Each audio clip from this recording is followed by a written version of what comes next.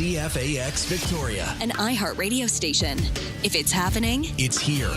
CFAX 1070.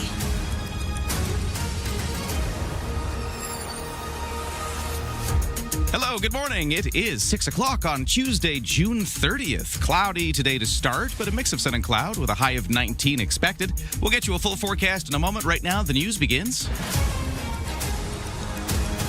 And we say good morning to Lisa Best. Good morning, Ryan. Thank you. 19 active wildfires across our province this morning. We've had 4 new starts in the last 24 hours. But no new fires on Vancouver Island heading into Canada Day. A lot of people will have the week off with wilderness plans. A fire south of us continues to smolder in Olympic National Park. The weekend rain definitely made a dent in the flames, but the Mount Tom Creek fire continues to burn with slow creeping behavior. Personnel are developing contingency plans to ensure staff and visitor safety in that particular region. The body of a missing inmate from William Head Institution has been recovered from the water. Ernest Jensen was found near the shoreline along William Head Institution by RCMP and Machosen Fire Department. West RCMP continued to liaise with the Correctional Services Canada and the BC Coroner's Office to determine the circumstances surrounding his death. He escaped from the minimum security institution in Machosen midday Sunday as questioned squirrel as to why a hardened criminal was housed in a minimum security institution. The BC Nurses Union says it's willing to talk about a new contract. This is the union issued a 72-hour strike notice yesterday that will place it in a legal position to walk out on Thursday. The Health Employers Association of BC has reached out to representatives representing some 60,000 nurses in this province. The union president, Adrian Gear, says the mandate of the association has from the province has not changed. Certainly, after giving notice, we have received word that the employer wants to return to the table, and we're happy to do so. The employer also made clear, at least in their message to us, that while they are committed to negotiating a collective agreement that meets the needs of nurses, that they have no ability to go outside of mandate. Health Minister Josie Osborne say people will continue to get the health care they need as the Labour Board has robust processes in place, which constitutes essential service. Lights have been off and on in Sydney and North Saanich quite a bit this week. 3 times, in fact, if you live in the neighborhood, you know, because you've had to watch your fridge and freezer a lot. Each of the outages has impacted over 8,000 customers. 2 were caused by downed trees, the other from animals. It's not unusual for large outages, but there's complicating factors. BC Hydro spokesperson Carla Lowers explains that 5 circuits are tied together because of a substation work that's being done there. So we've been working at the substation since early June 4th, and we expect to have it complete by July 9th. These outages, you can never plan for an unplanned outage, but, having 3 outages to the same customers in 1 week, we did relook at how we've got those circuits configured, and we're working to reduce the number of circuits that are tied together so that if there is future trouble or, another fault in the power line before we complete that work, fewer customers will be impacted. She adds there's increasing visual inspections of the lines as well to deal with any problematic vegetation that may be growing on top of them. Think blackberry vines. The Pride flag is now flying high at Victoria City Hall to mark the Pride Festival. Mayor Marion Also, the city's mayor, says this is a very important gesture. To make the deliberate decision to raise that flag in front of City Hall is to say, yes, we know you're here. We welcome you being here. You're part of our community, and that's important to us. 9 additional flags representing the community will be displayed on the Pandora Avenue side of City Hall. The flags will remain in place until July 13th. With New Brunswick's unpaid sick leave law now, all 10 provinces in Canada have some sort of job protection for people who need extended time off due to serious illness. People with illnesses such as cancer can take up to 26 or 27 weeks of unpaid leave without fear of losing their job. New Brunswick was the last province to increase job protection for workers. It adopted a law allowing up to 27 weeks of unpaid leave for illness and injury recovery, up from 5 days. Quebec has had long-term sick leave for more than 2 decades, but the rest of the country only introduced similar rules over the last 2 years. The wave of change came after Ottawa in 2022 extended unpaid medical leave for federally regulated workers to 27 weeks and EI sickness benefits to 26 weeks. Brenda Molina Navidad, The Canadian Press. And in business news, the $139 million an Ottawa-based tech company just raised will put the firm in a new echelon. Dominion Dynamics founder Elliot Pence says the cash will help his one-year-old company grow rapidly. We have a 30,000 square foot factory. We're probably going to go find a 300,000 square foot factory in either Montreal, Toronto, or Ottawa. Or frankly, even the West Coast. Come over here. Pence says the bigger factory would also be able to support thousands of jobs, something BC is looking for. That's your news to 6:05.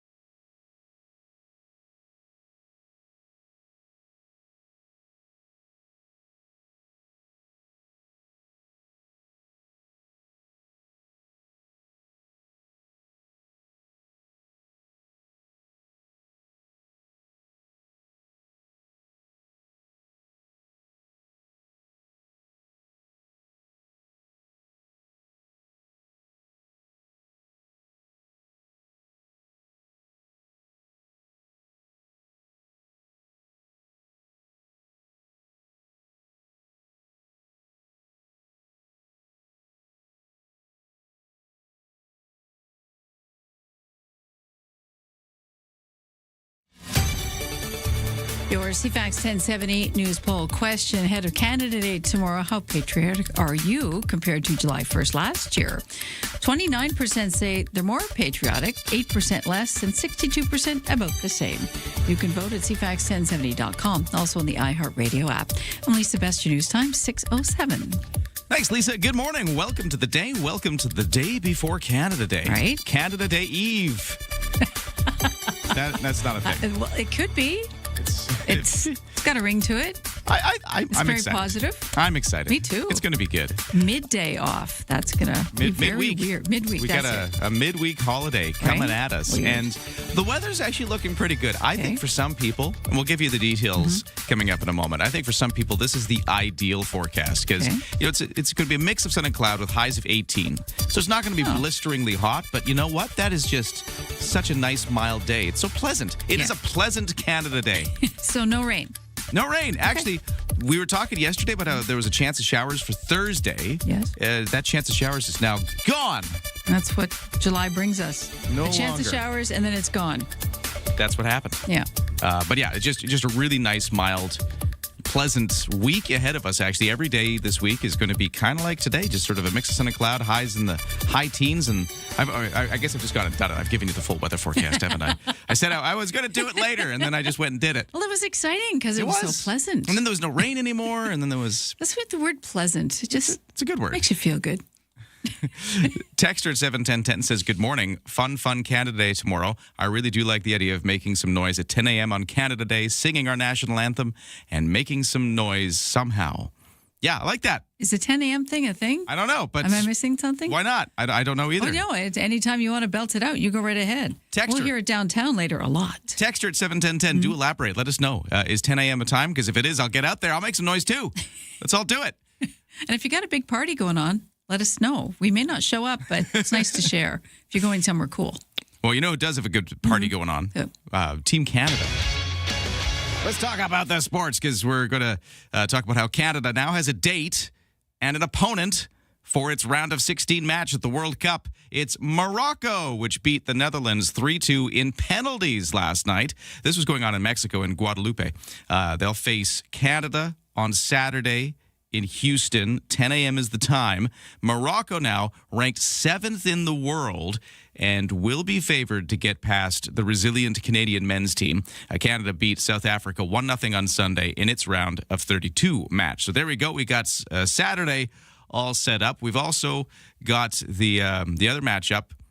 Norway will play the Ivory Coast in one of 3 round of 32 matches going on today at the World Cup. France will play Sweden in East Rutherford, New Jersey, while in the late match, Ecuador will face Mexico in Mexico City. Is Norway going to row their way in there? Oh, yes. I Get the just Viking love row that. going. I love that. They have the fans really do have that cool thing going on. You got 3,000 people, or I don't know, all way doing more the than that, row? doing the row. Yeah. It's the new wave, but it's the Norway edition. I just love it. Yeah, it's actually worth, if you haven't seen a Norway game yet in this World Cup, maybe just dip into this one for a little bit. Like going up the escalator. Yeah. Yeah, And- when you and do then the thing and you fake it. Yeah. Yeah, it's a thing. Okay. Okay, there's all the World Cup news. Oh, I just realized I had the whole World Cup report to play, too. I just do it went into anyway. it. I just do it anyway. Do it anyways? Yeah. Okay, You're well, in charge. Okay, well, let's just, so now you've heard my version of it. Now you can compare it to the World Cup report.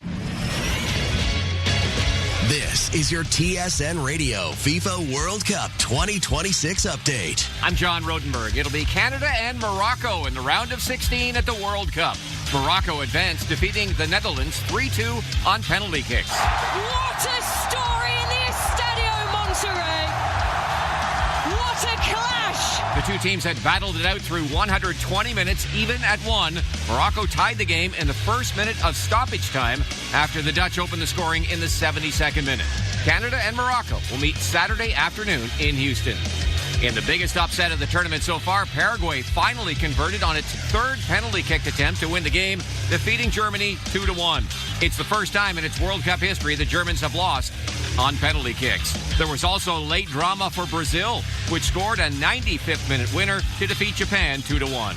3 more knockout games today, kicking off at 1 p.m. Eastern with Norway against Cote d'Ivoire, followed by France and Sweden, and the nightcap, Mexico meets Ecuador.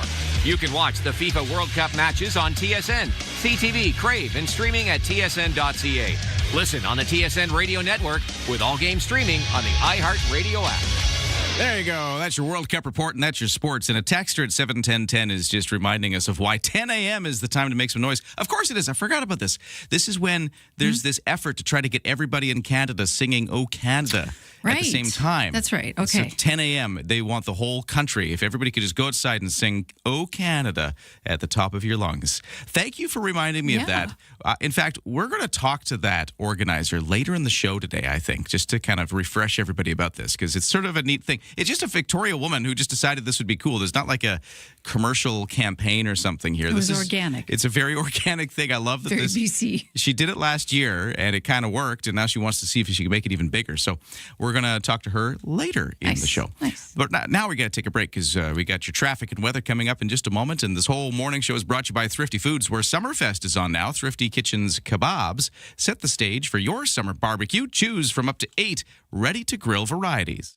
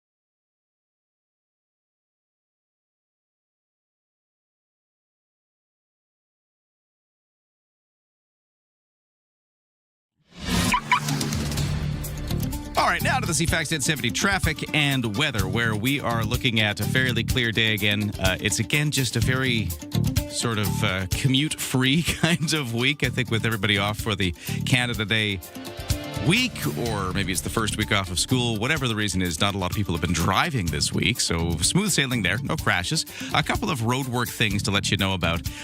We've had the paving on Cook Street, sort of north of Hillside. It'll kick in again at 7 a.m. this morning, so watch out for that. And then a new thing, this is the Bay Street Bridge, or Point Ellis Bridge, if you want to be more formal. To not know what we're talking about. Yeah, Bay Street Bridge, Point Ellis Bridge. Those two. Or that one with the two names. Right. They're going to do that overnight closure again. So tonight from 7 p.m. to 7 a.m., they're expecting the bridge to be closed in both directions as they just finish up some of the work they've been doing. So these are those periodic overnight closures. One of them is coming back tonight. They actually plan to do it again tomorrow night, but they're going to wait until the fireworks are done. So when the Canada Day fireworks are wrapped up, they're going to kick it in at about midnight. This is tomorrow night, so I'm looking ahead here. But just a couple things to watch out for. In the weather, we already kind of talked about it in depth, but let's do it again. So we got clouds to start today, but it's going to become a mix of sun and cloud with a high of 19. A little breeze tonight, lows to 11. And then tomorrow, Canada Day, we've got a mix of sun and cloud, highs of 18 degrees. So just kind of a pleasant, mild day. Thursday, mix of sun and cloud, highs of 19. Friday, sunshine, highs of 20. Saturday and Sunday, sunshine temperatures by Sunday getting up to the mid-20s, so warming up a little bit as we get further into the weekend. Right now in Victoria, the official temperature at the airport is 13 degrees. In Colwood right now, you're at 14. There you go. Let's get to the CFAX 1070 news headlines. Ryan and Lisa, mornings on CFAX 1070. Lisa, what's happening in the world? Thanks, Ryan. The new Conservative leader, Carrie Lynn Finlay, has filled several roles on her leadership team with Loyalists. Finlay, who currently does not hold a seat in the BC legislature, has appointed Chilliwack area MLA Heather Maas as interim leader, while Prince George MLA Sheldon Clare is the opposition House leader. Both endorsed Finlay during the leadership race, as did Kelowna area MLA Macklin McCall, who will serve as whip. Finlay says the Conservatives are building a big tent party where BC residents of all walks of life are welcome. A key date for the critical North American Trade Pact is set to come and go this week. July 1st, tomorrow, marks the deadline for indicating support for renewal of the Canada-U.S.-Mexico Trade Agreement, also known as CUSMA.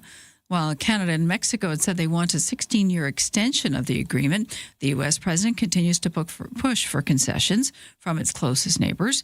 If the Trump administration fails to sign on for the longer-term deal, the annual rolling review of CUSMA will start and continue for about 10 years, at which point the agreement would expire if not renewed.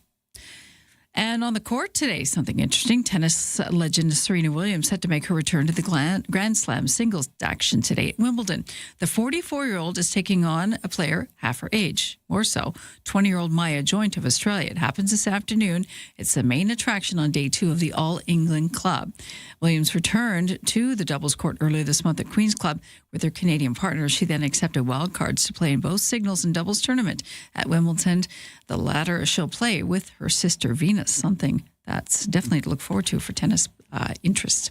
And that's your news to 6:17. Thank you, Lisa. We've got so many things happening on the show today. I just wanted to highlight a few items coming up to watch out for later at the end of the show. This is really, really fascinating. We are going to get a chance in studio to meet somebody who's been in the news a lot for a lot of different reasons. This is Ruby Liu. Oh, there's a familiar name. So we know that name, obviously, as the owner of several malls. We got the Mayfair Mall here in Victoria, also up in Nanaimo. You've got the Swanson Mills over on the mainland.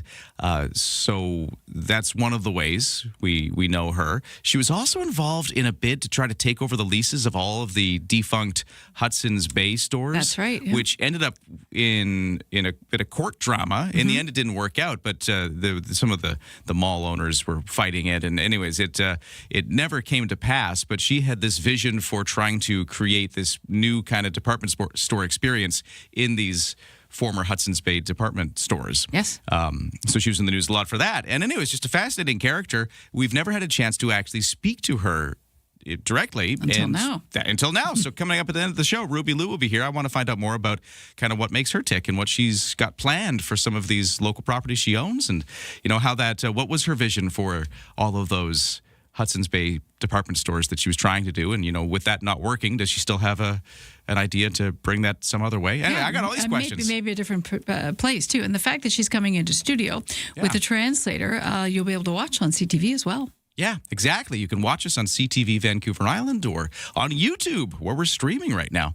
So that's coming up. Lots of things coming up, but that's at the end of the show. Don't miss it. And right now, we'll take a quick break because we got a different thing to talk about. This is to do with the Big Brothers Big Sisters organization, which, you know, they do a lot of good work, but they need some money, apparently. In fact, they need to raise $250,000 by the end of September, they say, to avoid cutting their mentoring programs that hundreds of local families rely on. So we're going to find out what's happened there in just a moment. So that's next on CFAX right after traffic and weather.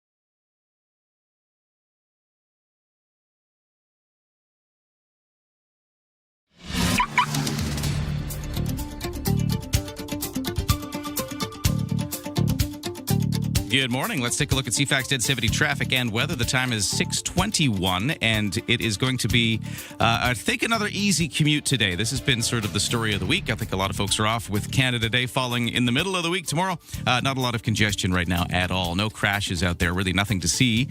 They will have the paving work on Cook Street again, just north of Hillside, and the Bay Street Bridge will be closed overnight tonight, starting at 7 p.m., but that's not a thing right now. That's just sort of more of a look ahead.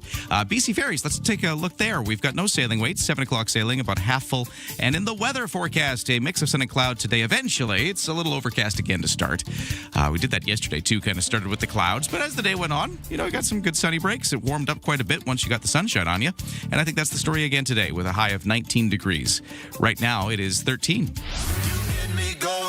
The best way to start an island morning. Ryan and Lisa on CFAX 1070. So glad you could be here. Let's talk about one of our wonderful charities that does some cool work around Greater Victoria. I mean, they happen all over Canada, but Big Brothers and Big Sisters do operate in Victoria with their mentorship program, but they are in a bit of a pickle. They need to raise $250,000, they say, by the end of September to avoid cutting some of their programs. Let's find out more. We've got Amanda Hill, Executive Director of Big Brothers Big Sisters of Victoria Capital Region, on the line. Hello, how are you? Hi, good. Thank you for having me. Yeah, thanks for joining us here early in the morning on a Tuesday. And I want to find out more about what's going on with you guys. And yeah, it sounds like you got a funding crunch coming. What's happened? Yes, funding crunch is the word. So basically where we're at is we're looking towards the next, into the fall and next year. And we just don't have the funds available to continue our programs as we have them today. And that means the 600 or 500 youth that we are currently working with are going to likely see that support not continue, and their families, of course, and the staff who do that work. So some difficult changes coming if funding isn't turned around for us in the next few months. Can you explain what's happened? So did like a funding source dry up, or have donations just not been keeping up, or what's caused the shortfall?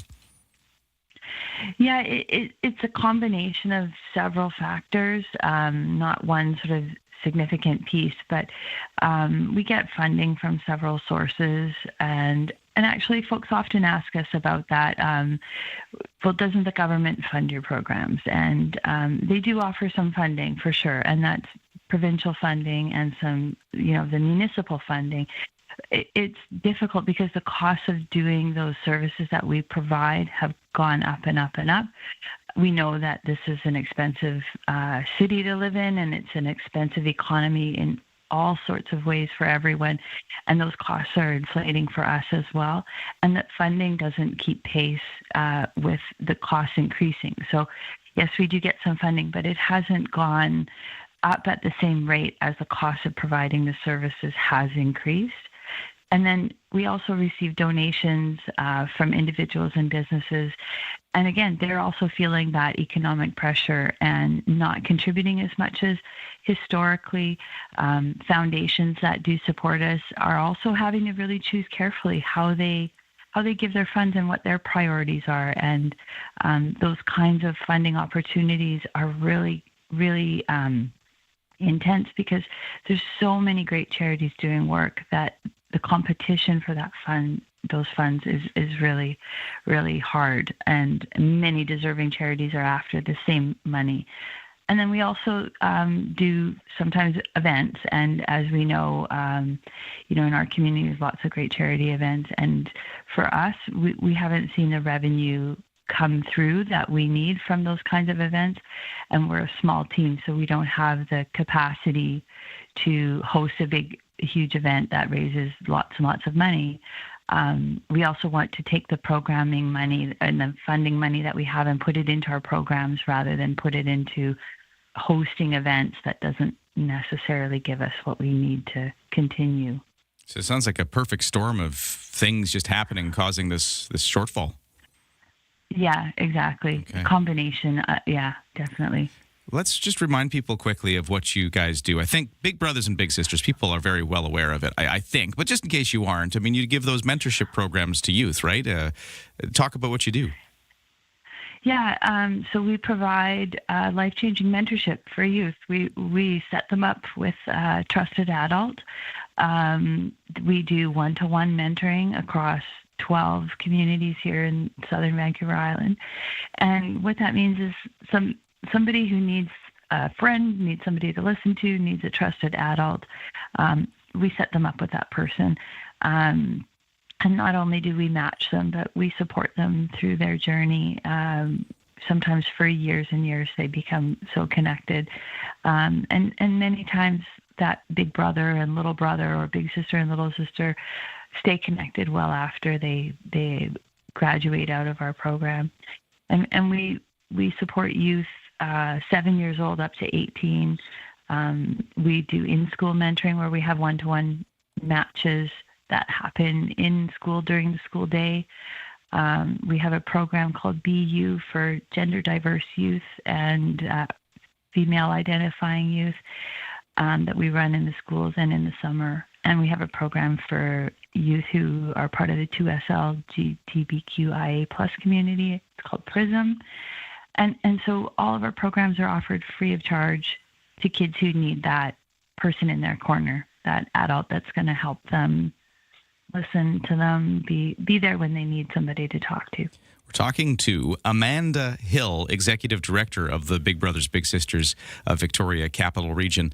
And they are in a funding shortfall. They say they need $250,000 by the end of the summer in order to fund their programs coming for the coming year. We're out of time here, but really quick, if people are hearing this and want to help out, what can they do? Or are there any kind of events coming up? Or, what's going on as far as the fundraising is concerned that we need to know about before we let you go? Thank you. The best thing, the simplest thing, and the most impactful thing is just to make a donation, cash donation, online donation. Our website is victoria.bigbrothersbigsisters.ca, and you can just click the donate link right there. That's the easiest and most impactful way for us to get through this time of indeed pressure for our organization. Well, good luck with this, and hopefully hopefully things turn around for you. Thank you so much. Thanks, Ryan. All right, cheers. Wow. You hear that a lot right now, just because things are a bit tough for people all over the place. And one of the things that is causing is, donations can be down in a lot of ways for charities and places like that. So there's another story of that playing out here in Victoria with Big Brothers and Big Sisters, the local Victoria chapter of it. We'll take a break. We got the 6:30 news next. Developing political story, a big doozy. Vashi Capellos. What started as a dull day is anything but. The top newsmakers. Your go-to political debrief. Daily. What is really going on? The breaking news. Just moments ago. And the entertaining analysis and debate to follow. I don't think you can sugarcoat it. It's an issue. It's not true, guys. Yeah. Vashi Capellos. There is a greater plan here. Vashi Capellos. Weekdays, 9 a.m. to 11. Bigger picture politically, which is on CFAX 1070.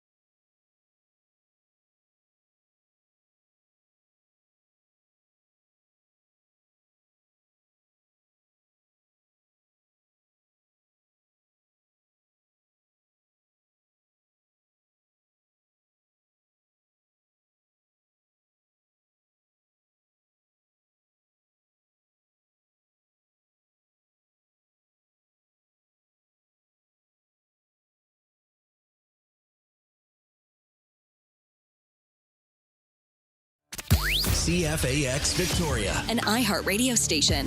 If it's happening, it's here. CFAX 1070. Good morning, 6:31 on Tuesday, June 30th. It's a pleasant-looking day today and for Canada Day tomorrow, although we are starting with a little bit of cloud. Some sunshine on the way. We'll get you a full forecast in a moment. Right now, the news begins. Here is Lisa Best. Just a reminder that Point Ellis Bay Street Bridge closure tonight, 7 to 7 overnight. And of course, at midnight on Canada Day, they'll close after the fireworks finale downtown. We're going to hear more on that from Victoria Mayor Marin Alto. She's coming up with us at 7:50 to talk about all the activities planned downtown in honor of Canada Day and what's expected to be a pretty big fireworks finale tomorrow night as well. The BC Nurses Union setting off some fireworks of their own, issuing a 72-hour strike notice just weeks after its members voted to reject a tentative contract offer. The union, representing some 60,000 nurses, say the action signals growing frustration by its members with the pressures facing their profession and the healthcare system. Union President Adrian Gear tried to reassure the public ahead of being in a legal position to strike Thursday if no progress is made in negotiations. We understand that this announcement may cause concern for patients and the public. Nurses share this concern. No nurse takes this step lightly, and no nurse wants to see disruption in care. We have taken every step to ensure that access to patient care continues and that essential services are maintained in the event job action is required. Gare says the strike notice is a demand for nurses to be heard and valued as they're facing increasing safety and burnout issues. She says job action could be anything from an overtime ban to a large-scale withdrawal of services, excluding those that have already been designated as essential. So they certainly won't be shutting down, but they'll be peeling back. 19 active wildfires across this province this morning, a far cry from what we've seen in previous years this time of year. We've had 4 new starts in the last 24 hours. No new fires on Vancouver Island, so let's keep that momentum going as a lot of people get out into the wilderness to go camping in this weird Canada Day week where we have a Wednesday off. A lot of people have the whole week off. A wildfire in the Northwest Territories has now grown to more than 100 square kilometers in size. It's creeping dangerously close to homes in the village of Fort Simpson. That island community of 1,300 people was ordered to evacuate to Yellowknife on the weekend due to the out-of-control fire nearby. Residents who stayed back in Fort Simpson have been told to shelter in place because the flames have now reached at least one highway west of the main town site. The MP overseeing Canada's foreign aid says Ottawa is going to match $4 million in public donations for Venezuelans still reeling from last week's devastating earthquake and subsequent aftershocks. Randeep Sarai is Secretary of State for International Development and says Canadians have a strong affinity for the people of Venezuela. He says Ottawa will match up to $2 million in donations made to the Canadian Red Cross and the same amount for donations to the Humanitarian Coalition up until July 14th. Sarai says this will help Canadian organizations with grassroots connections provide essentials such as food, shelter, medicine, and clothing, all deeply needed right now on the ground. The death toll in Venezuela has climbed to over 1,700 following those powerful twin earthquakes last Wednesday. Another 5,000 plus that people have been injured. Responders are still undertaking rescue operations, searching for people thought to be under the rubble. ABC's James Longman on the ground in Venezuela. Teams from over 20 countries are working around the clock, dogs and drones, carefully navigating the collapsed buildings to find the missing. Tell her to tuck her feet back in. In hard-hit La Guera, where nearly 200 buildings fully collapsed, a U.S. team rescued a 51-year-old woman trapped after a 10-hour effort. And in Carabayeda, the rescue of a 21-year-old man who was buried under the rubble for 106 hours. We met the youngest survivor. Diana managed to keep her 18-day-old son, Juan David, alive for 30 hours under the rubble. Amazing story. This morning, Venezuela searchers also plucked a small white dog from the rubble. But, of course, the search hopes are dwindling as the days pass. And that's your news to 6:36.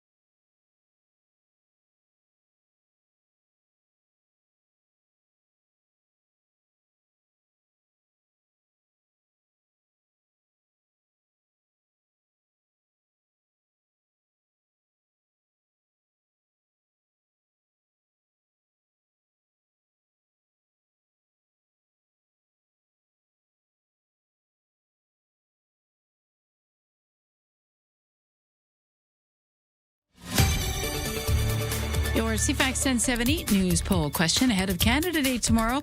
How patriotic are you now compared to July 1st last year? 29% say a lot more patriotic, 8% less, 62% about the same. You can vote at CFAX1070.com or the iHeartRadio app. And Lisa Best, your news time, 6:37. Thank you, Lisa. Let's take a quick look at the weather forecast. It is cloudy. If you look out that window, you will see the overcast skies, but some sunshine is on the way, and highs getting to about 19 degrees. Right now it's 13.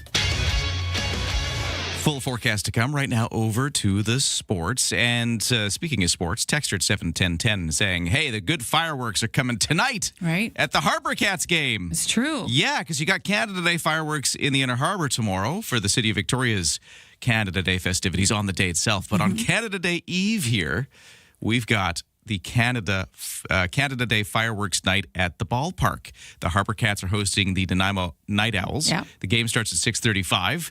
It's the beginning of a 3-game series for these two teams. But yeah, it's also... I looked for tickets. You looked? Everyone's going. Oh, is it sold Everyone out? and their dog's going to be there. Really? Yeah. Well, that's what it looks like.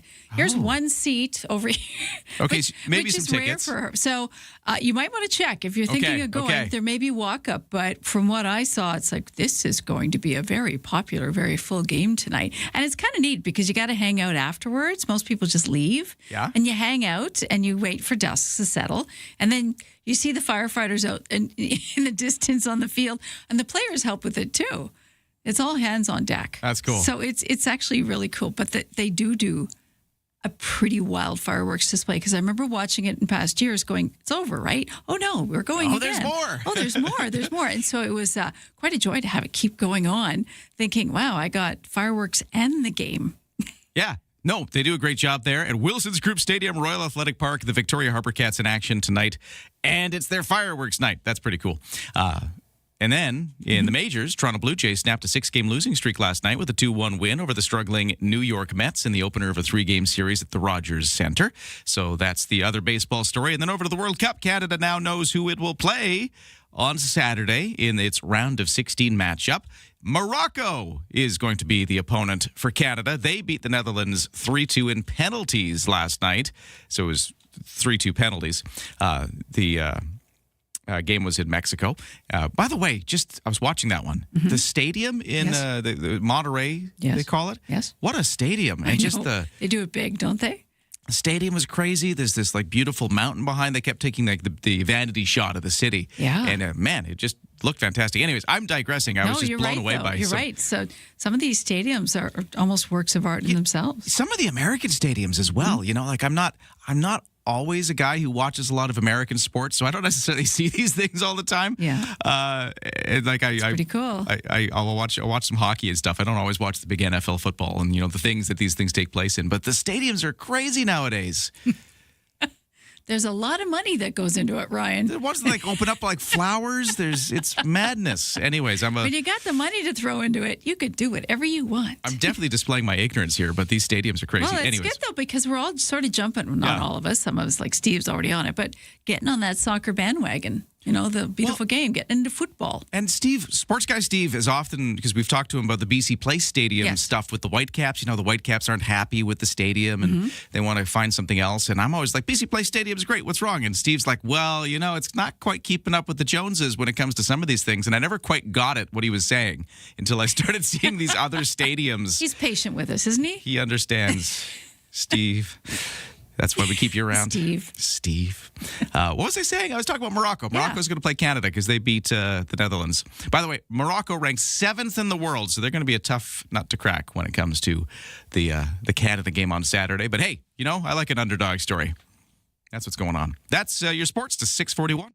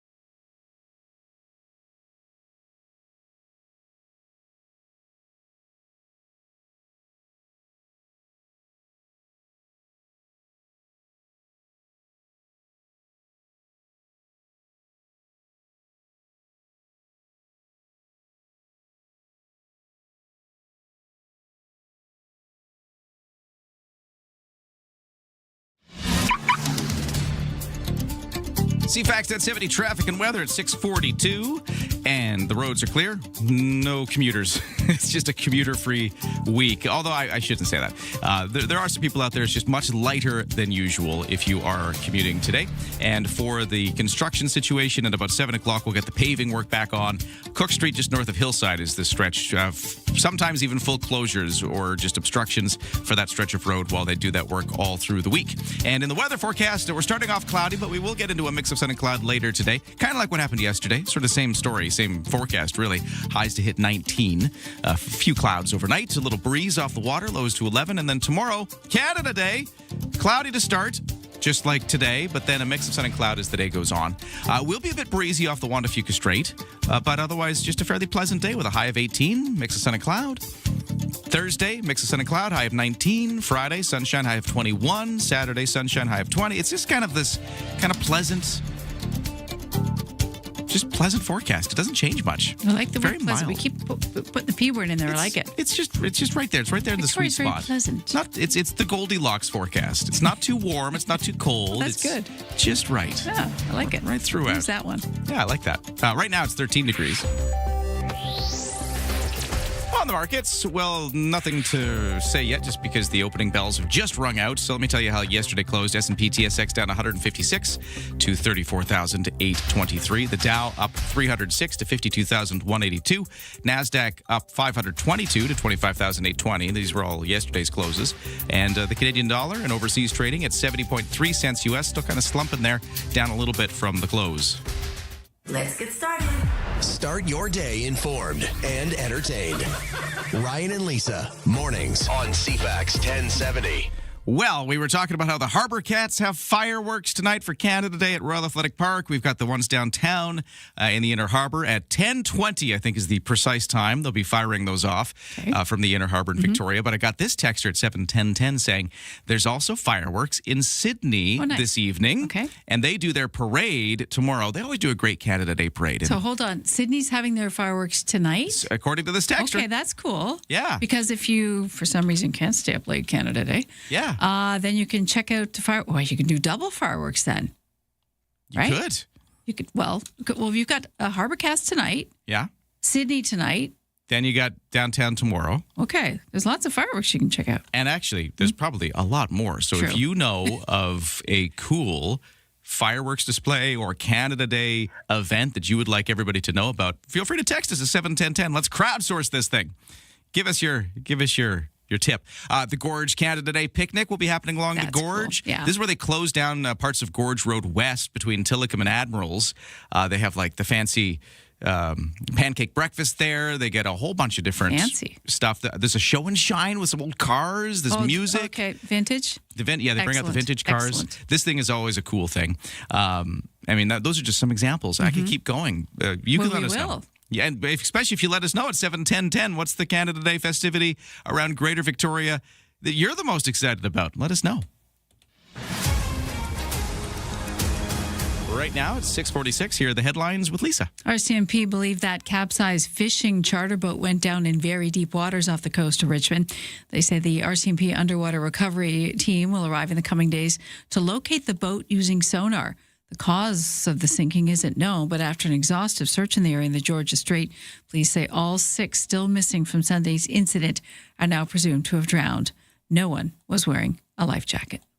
A man has been charged with assault with a weapon after he allegedly hit a woman on the head with a piece of wood about the size of a baseball bat. This happened on a beach in Vancouver. Police say officers called to Kitsilano Beach on Sunday after witnesses reported seeing men pick up a piece of lumber and hit the woman from behind. Police say the man was arrested inside a nearby dollar store. Minutes after the attack, the victim is in hospital, expected to fully recover. All 10 provinces now have some form of job protection for those who need extended time off for serious injury or illness. New Brunswick was the last province to increase job protections with its new unpaid sick leave law, boosting the maximum from just 5 days up to 27 weeks. From BC to Newfoundland to Labrador, people with cancer or other illnesses can now take 27 weeks off unpaid leave without fearing loss of their job. That is your headline news to 647. Thank you, Lisa. Let's just mention another one here as far as things going on to celebrate Canada Day.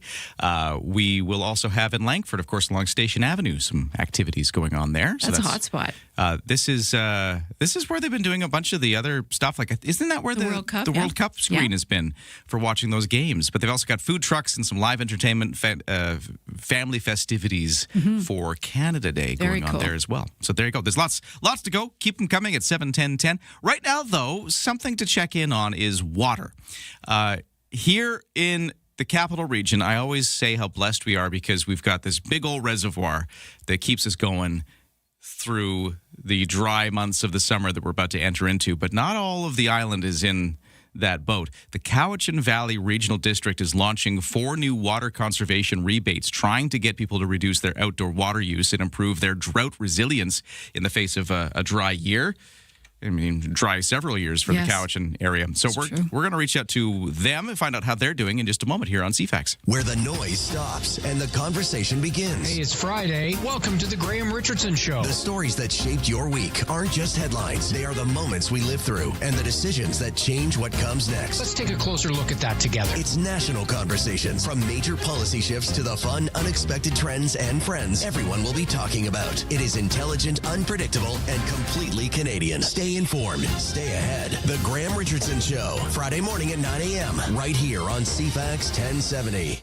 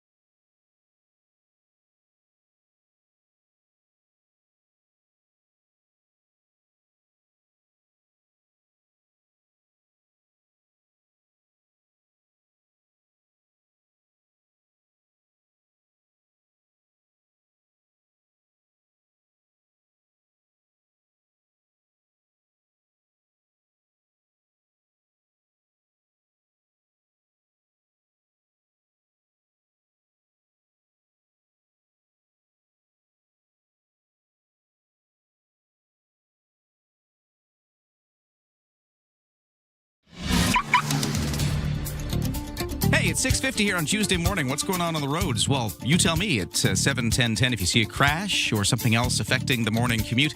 Let us know at 7:10:10. Right now, we're pretty much void of any kind of problems. There's very little in the way of traffic delays, no crashes. All of our major routes are looking clear. For BC Ferries, no sailing waits. And for the weather, that's also looking great. We've got cloudy to start, but it will eventually become a mix of sun and cloud and a high of 19. It's very much like yesterday's forecast. That's also what we're looking at tomorrow for Canada Day. Mix of sun and cloud, maybe a little cloudy to start, but then clearing up into a mix of sun and cloud with a high of 18 expected for tomorrow. Right now, temperature-wise, if you're in Oak Bay, you're looking at 14 degrees right now. In Brentwood Bay, it is also 14 degrees. It's all here. News, weather, traffic, and community events. Ryan and Lisa, mornings on CFAX 1070. Well, as we head into summer, parts of Vancouver Island bracing for some dry conditions, sometimes drought-like conditions.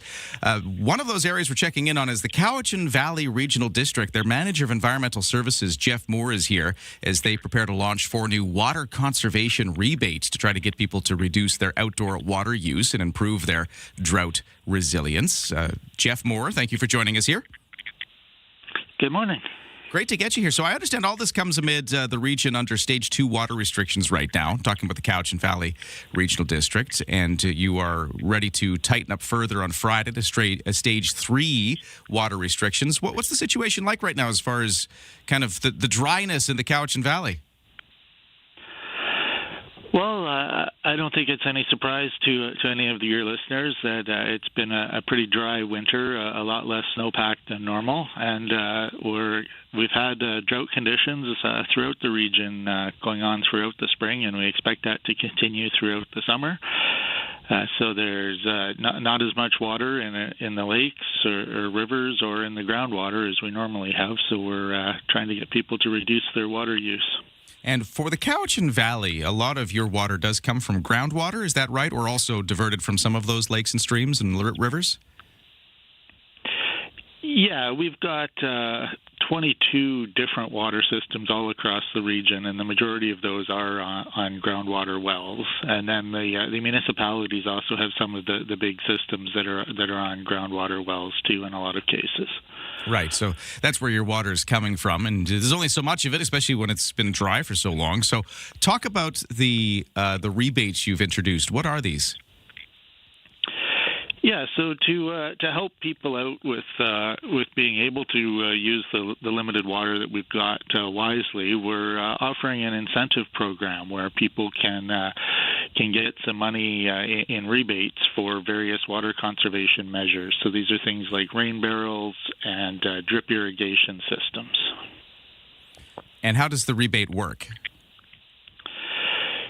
Yeah, so the idea is that you reach out to us, and on our website we've got a fair bit of information about the different rebates that are available, and you can look at what your property has in terms of what are you watering a little vegetable garden or a bunch of ornamental plants, and what you have in terms of capacity for roof area that you can capture water and store that either in a rain barrel or a cistern, or maybe it makes more sense to take an irrigation system and upgrade it to a drip one that uses a lot less water. And I guess this could be for, if you don't have anything and you want to just put some stuff in, or you want to upgrade what you have. It'll really be dependent, I guess, on what you got and what your situation is. Yeah, and that's why we're offering a range of rebates that target a bunch of different ways of conserving water. So there's the smaller rain barrels, which are fairly cheap and easy to install in a lot of places. There's cisterns, which are basically a great big rain barrel that can store 1,000 gallons or 2,000 gallons or more, and that can supply enough water to really make a meaningful difference to your outdoor watering over the summer.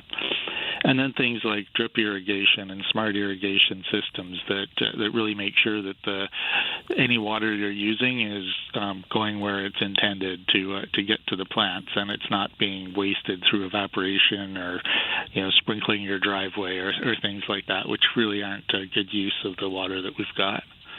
Jeff, I see it as kind of giving with one hand and taking away with the other.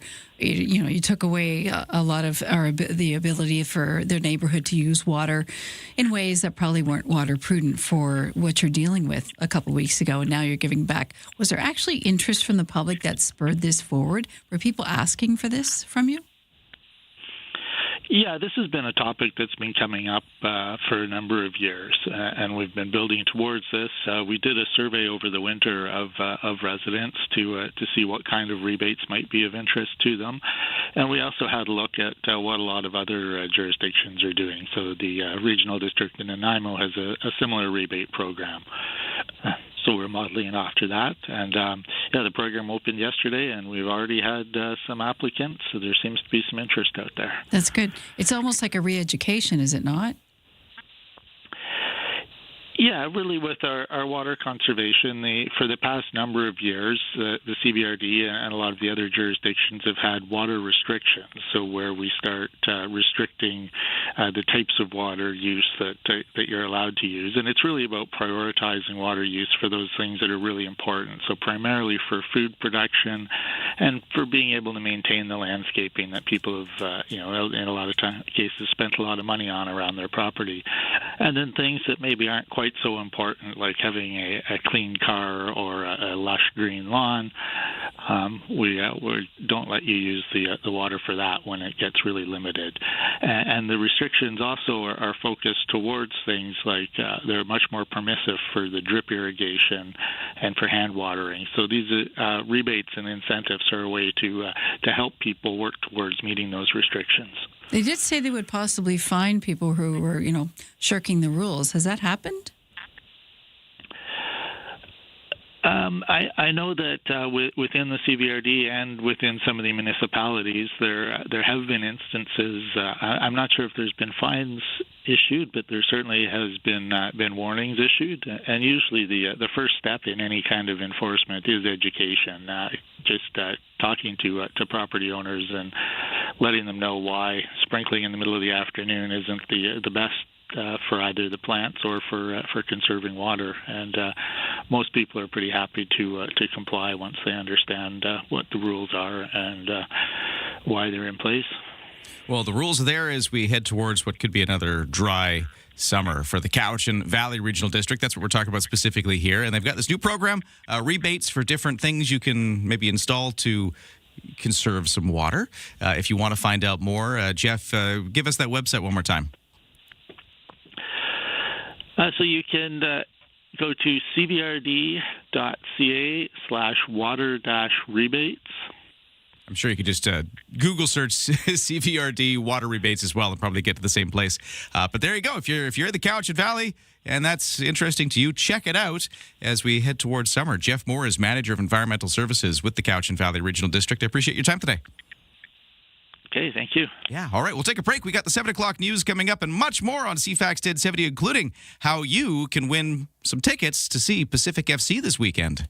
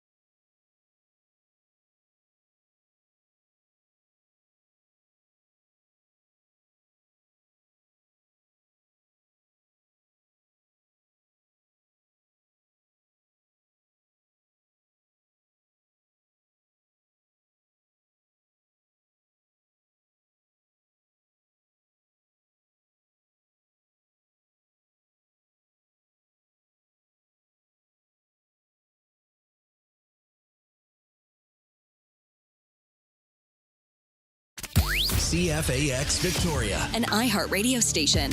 If it's happening, it's here. CFAX 1070. Good morning, 7:01 on Tuesday, June 30th. It's a little cloudy to start, but some sunshine is coming our way for this Canada Day Eve. Right now, 13 degrees.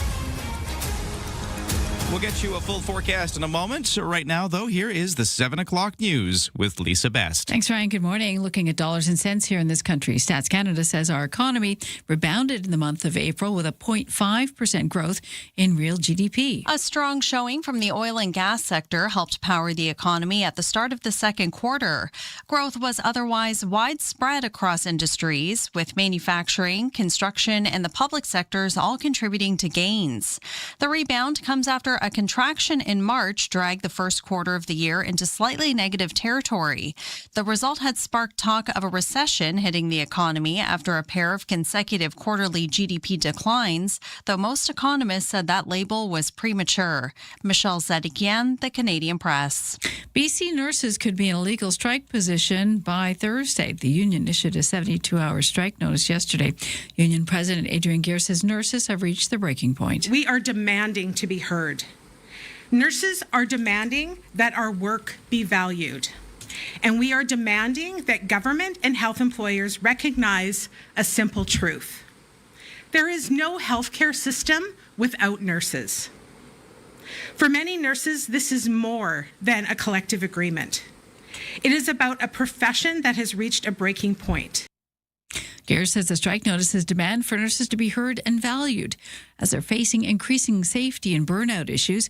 She says job action could be anything from an overtime ban to a large-scale withdrawal of services, excluding, of course, those that have already been designated as essential. A defense technology company that has helped protect Canada's north has added another major asset to its arsenal, to the tune of $139 million.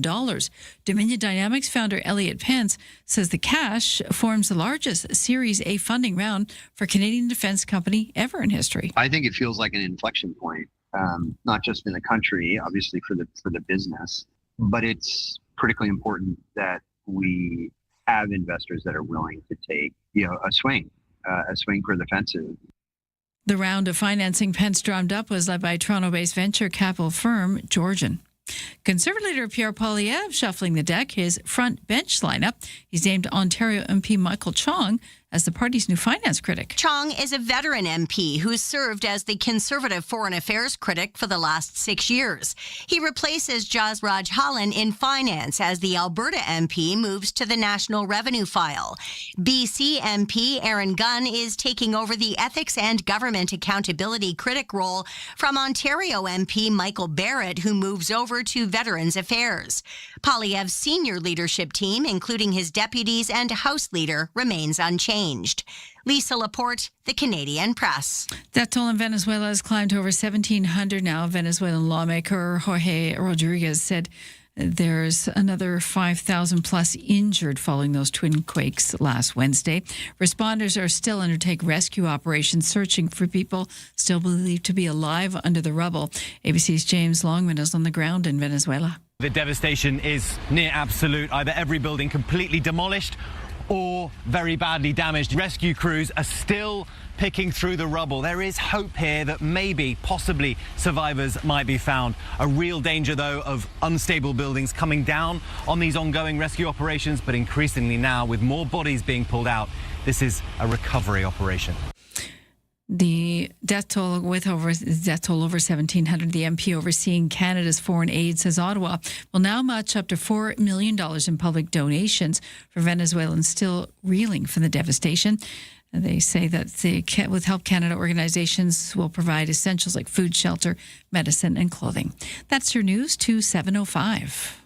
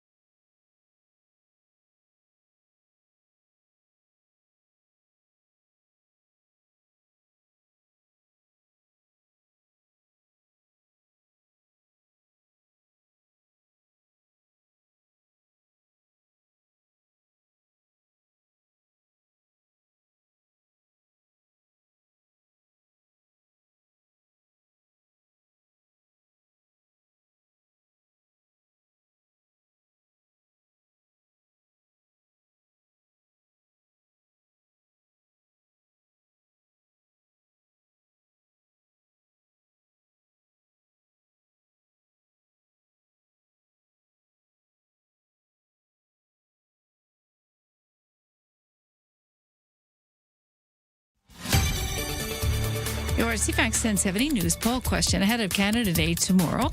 How patriotic are you now compared to July 1st last year? 29% say more patriotic, 8% less, and 62% about the same. You can vote at CFAX1070.com, also on the iHeartRadio app.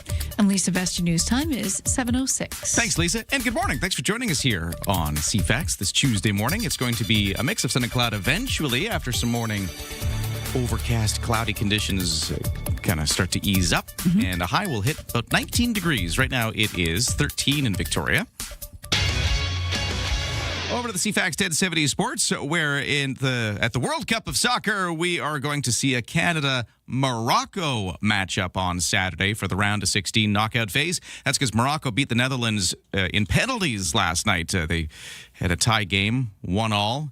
And then 3-2 in penalties was the result for Morocco in Mexico, in Guadalupe is where that game was taking place. So, yeah, that is the rank up Morocco ranked 7th in the world and will be favored to get past the resilient Canadian men's team, the Canadian who beat South Africa 1-0 on Sunday to book its ticket to the round of 16. Also, what's going on? Well, you can cue the Viking row in Arlington, Texas as Norway. They do that little row thing, like the Viking row. So they're going to be playing the Ivory... In shape. The fans are in shape because of the rowing. Exactly. Canada Everybody's should take that engaged. up, right? Yeah. Love it. It's Norway, Ivory Coast in one of the round of 32 matchups today on the World Cup schedule. France will play Sweden as well, and Ecuador faces Mexico in Mexico City. The World Cup games, by the way, are heating up this week as well. So we have been talking about the schedule. Let's talk about the heat that they're going to be playing in. Concerns are heightening over player and fan safety during some of these knockout games because a dangerous heat dome is engulfing parts of central and eastern United States. Scorching heat may also cause temperatures that feel like 44 degrees Celsius in some areas. You get the humidity and all of those factors going. 44, that's nothing to joke about. Conditions will bring above average temperatures to host cities such as Boston, Philadelphia, and Kansas City. Okay, over to the baseball where, the Toronto Blue Jays snapped their 6-game losing streak last night with a 2-1 victory over the struggling New York Mets in the opener of a 3-game series at Rogers Centre. They're going to continue on tonight. And for the local baseball scene, Victoria Harpercats are starting up a series against the Nanaimo Night Owls tonight, Royal Athletic Park, Wilson's Group Stadium, where not only is there baseball tonight, there's going to be a Canada Day fireworks night. That is part of tonight's game. And in basketball, 2-time NBA MVP Shai Gilgeous-Alexander will once again put on the Canada basketball jersey because Gilgeous-Alexander was the biggest name added to a Team Canada roster for the FIBA Men's Basketball World Cup 2027 America's qualifier. He spoke about how he's feeling during a news conference in Toronto. Excited. Obviously, basketball is all of our pride and joys. Have fun playing it. And then to be able to do it on this platform with guys that we grew up with, guys that we played against growing up is another awesome feeling. Hamilton's TD Coliseum will host 2 qualifier games as Canada faces Puerto Rico on Friday and Jamaica next week. Okay, that is your CFAX 870 Sports. But speaking of sports, we will be giving away some Pacific FC tickets later in the show, later this hour, in fact. We got a 4-pack for you. It's for this Sunday when Pacific FC kind of returns from their World Cup break. They've been taking a bit of a pause during the World Cup. But they're not just getting back from the break. They are getting back with their brand new coach who's showing up starting at this game. So if you want to go to it, just heads up, stay tuned for later on in the show. We will open up our phone lines. You'll get a queue and give us a call, and we'll take a random caller for the tickets.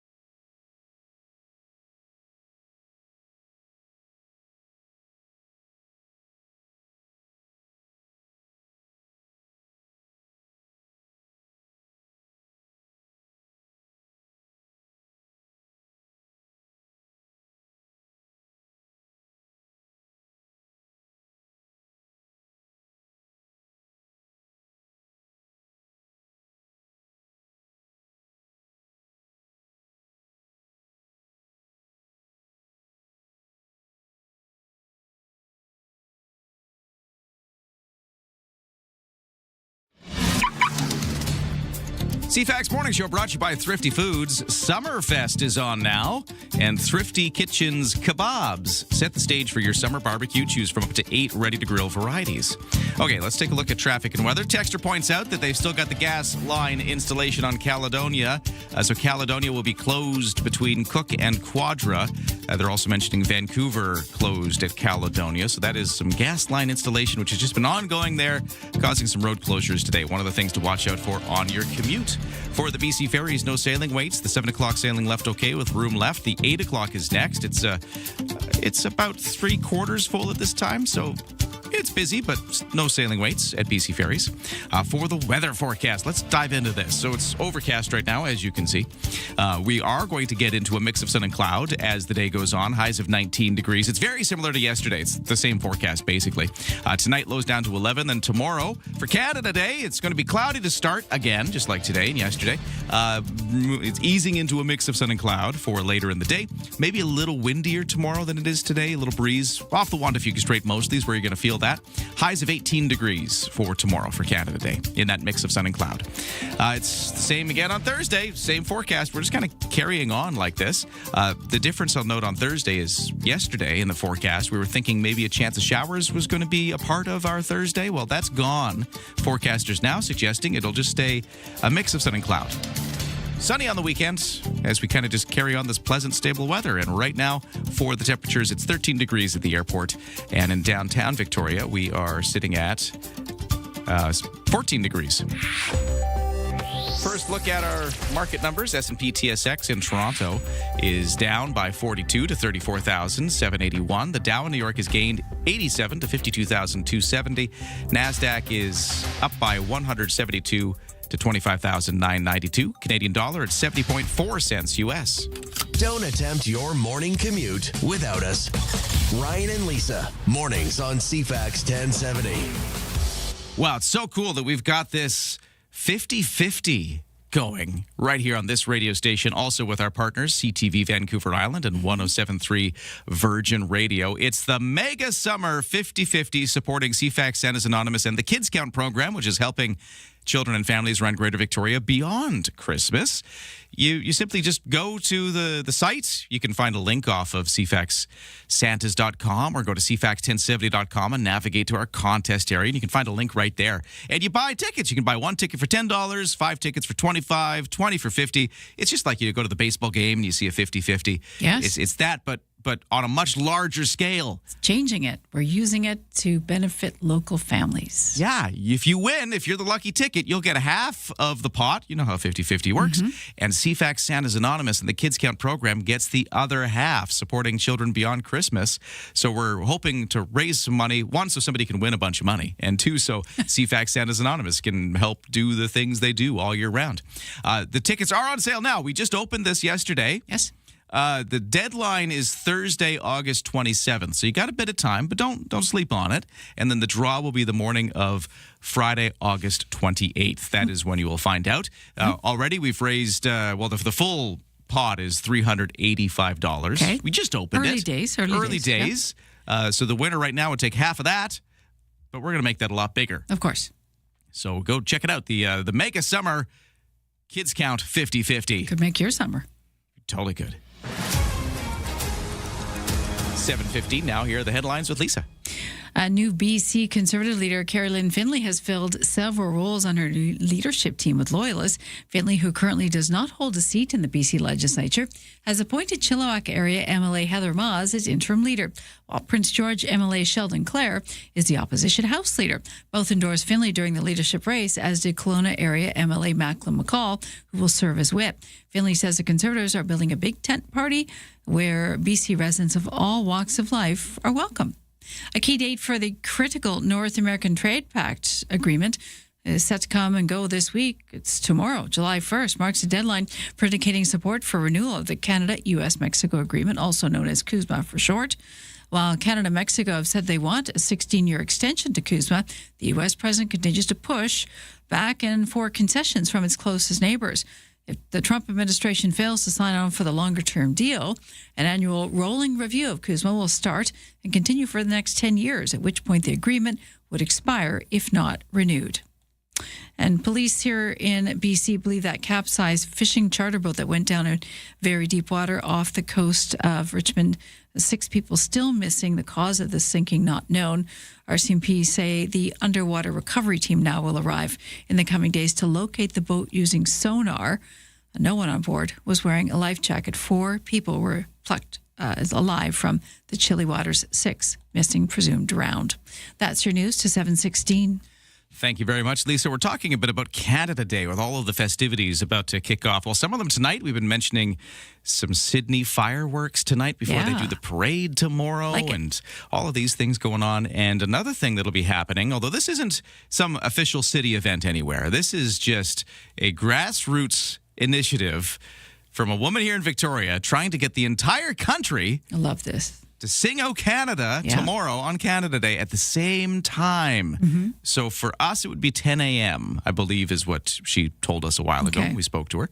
But all across the country, trying to sync it up so that at the same time, across the time zones, everybody sings "O Canada" at the same time. I think that is such a cool idea. And the woman behind this is going to join us in just a few moments. We talked to her before, but hey, it's the eve of Canada Day. Let's get Catherine Casey back on the line in just a moment to talk about how this is going and, just what you need to know if you want to take part in this. It's going to be kind of fun.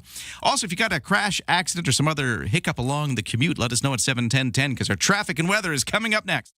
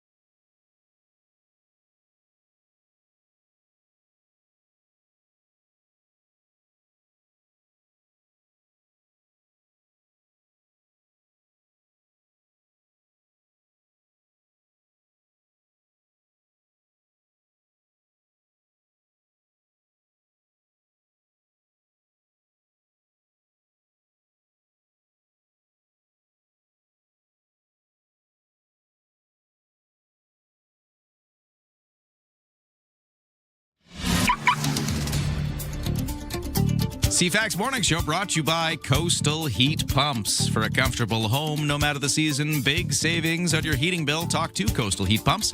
They're designed for comfort. The South Island's Elite Plus Fujitsu Air Stage dealer. On the roads, as Texture at 71010 points out, that gas line installation on Caledonia is going to be closing down Caledonia between Cook and Quadra. Vancouver also affected there, so watch out for that as one of our construction-related delays. And just up from that, on Cook Street, just beyond Hillside, so just north of Hillside on Cook. Paving work again today, causing big delays, sometimes closures, both directions. And for the weather forecast, we are looking at a day that's going to start cloudy as it is now, but we will get to a mix of sun and cloud by later today. Highs at 19, which is exactly what happened yesterday. Tomorrow's forecast for Canada Day is the exact same thing, by the way. We're just in this sort of very stable weather pattern. It's going to be just kind of pleasant, as it has been. I keep using that word. Just a pleasant forecast for the next few days. Right now, for the temperatures, it's officially 13 degrees, but we're seeing 14 degrees for some areas, like in Colwood right now. Thanks for starting your day with us. Ryan and Lisa, mornings on CFAX 1070. If my next guest has her way, everybody will step outside at 10 o'clock Canada Day and sing the national anthem all together. Catherine Casey is here, the Victoria woman who's behind this synchronized national anthem event. Catherine, hello. How are you? Good morning, Ryan. I'm well. You? I'm doing great. Yeah, we talked about this a while ago because you were kind of trying to hype this up for a while. But here we are. We're almost there. How are things feeling now that we're a day away? Well, Ryan, you guys were pivotal in helping us get started. After the show, I had hundreds of people sign up, so thank you so much for that. And the momentum has only continued to grow. My mom has been the spokesperson this year because I'm in the midst of moving, and she's been on CBC, she's been on CTV. We're getting on radio shows like this, and yes, word is growing. It's fantastic. And this is so cool. Remind everybody again, because I know we spoke, but just for those who missed it and it's just coming on with a story. This is just you was it last year that you had this idea? This is not some commercial thing or anything. You just thought it would be really cool if everybody got together and sang together and made this big noise together. Talk about how this all started. Yeah, exactly. So last year when things were looking a little rough with tariffs, 51st state, we had the wildfires, and I'm like, man, we need a lift, something like we did in COVID with banging pots. And I looked at my husband and said, hey, wouldn't it be cool if all Canadians sang the anthem across Canada on Canada Day at the same time? And he's like, did you just come up with that? And I'm like, yeah. He's like, let's do it. Let's do it. And so that's what it's been. It's nonpartisan. It's free. We are starting at 10 a.m. in British Columbia, and it goes all the way to 2:30 p.m. Newfoundland time. And just everybody get out. Doesn't matter where you are. Just stop at what you're doing at 10 a.m. in British Columbia and just sing your lungs out the anthem. Yeah, and as you mentioned, trying to time sync it with the other parts of the country. So while we do 10, other parts will do a little later for their time zone. But the effect would be hopefully everybody at the same time doing this. And this happened last year. Did you get a lot of people doing it last year? I did. I had, in 30 days, we had 130,000 people sign up and do it across the country. We hit all time zones. And this year, I want it even bigger. That's the goal. Get more people out there. You got it. So I'm wondering, because I'm curious. Tomorrow at 10, I'm going to just step outside. I'll sing, but I want to listen. I want to see if anybody else is doing it. I think that'd be cool if you could just hear it on the wind, just "Oh Canada" all over the place. That is the dream. Yeah. It's like when you're in a hockey game and you hear everybody singing, and it's just like, oh, it really gets your goose pimples going. I want the same for Canada. I want people to be outside and just hearing it echoing through the skies. It's an inspiring moment, and it's a moment that generates community and unity across the country. Now, obviously, you can just go do it, but there is a website you've got, and you're hoping people will kind of join in online as well. So how does that part work? Yes, so it's All Together Canada, all with 2 L's, .ca, and you can sign up there to participate. And I'm just sending out emails as a reminder today to do it tomorrow.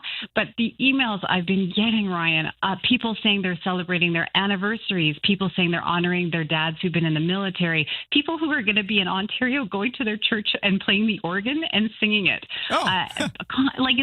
It's been so touching.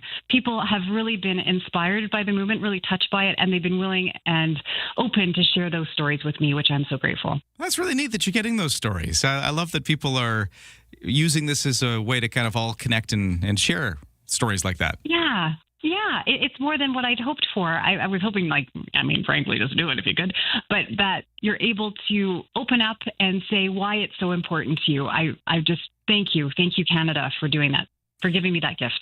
All Together Canada. That's what this effort is called, and that's where you can find it online, All Together Canada, if you want to sign up. Or I guess if you go on social media too, is there like a hashtag or something you should include to make sure it is visible out there? Ryan, you are marvelous. So I'm asking people to take a picture or a recording of you doing this and then posting it on the social media of your choice with the hashtag All Together Canada, and I'll find you from there. There you go. Hey, if you're inspired, check all those things out. Get out there at 10 o'clock tomorrow morning, BC time, and sing "Oh Canada," hopefully with hundreds of thousands of other Canadians. That's what we're hoping. That's the hope. Catherine, can I so this is the second year now. You started it last year, hoping for a bigger year. You mentioned your mom's out there pushing it as well, being a spokesperson. Is this just your life now? Like, do you now have to be the "Oh Canada" lady for the rest of your life? Or like, how do you have to push this every year? What's the future hold for you? Well, I am going to push it every year until basically it just becomes what we do. I would love Canada to be known for the country that sings the anthem at the same time, coast to coast, on Canada Day. And then maybe other countries would follow suit. I think that would be incredible. Well, I guess we won't. This won't be the last we hear from you then. We're going to be talking to you again soon. I would really like to think that would happen. Thank you, Ryan. All right. Well, I'll let you get back at it. Good luck tomorrow. I hope this is a success because this is so cool. And thank you for all your help. Wow, cool. Catherine Casey, She is the Victoria woman behind this big effort, All Together Canada, to get everybody to sing at the same time tomorrow at 10. It was fun. We had a texter this morning, actually, even bringing this up, how they were hoping to get out there and do it and ready to make some noise and synchronized sing. That's so cool. Okay, what's coming up on the show? We do have Pacific FC tickets to give away, a 4-pack to the game, which is coming up on Sunday. It's their first game back from the World Cup break, and it's also the first game that they're coming back with the new coach. So that's going to be up on the show. The other thing that's coming up on the show, Lisa, I'm really interested in this.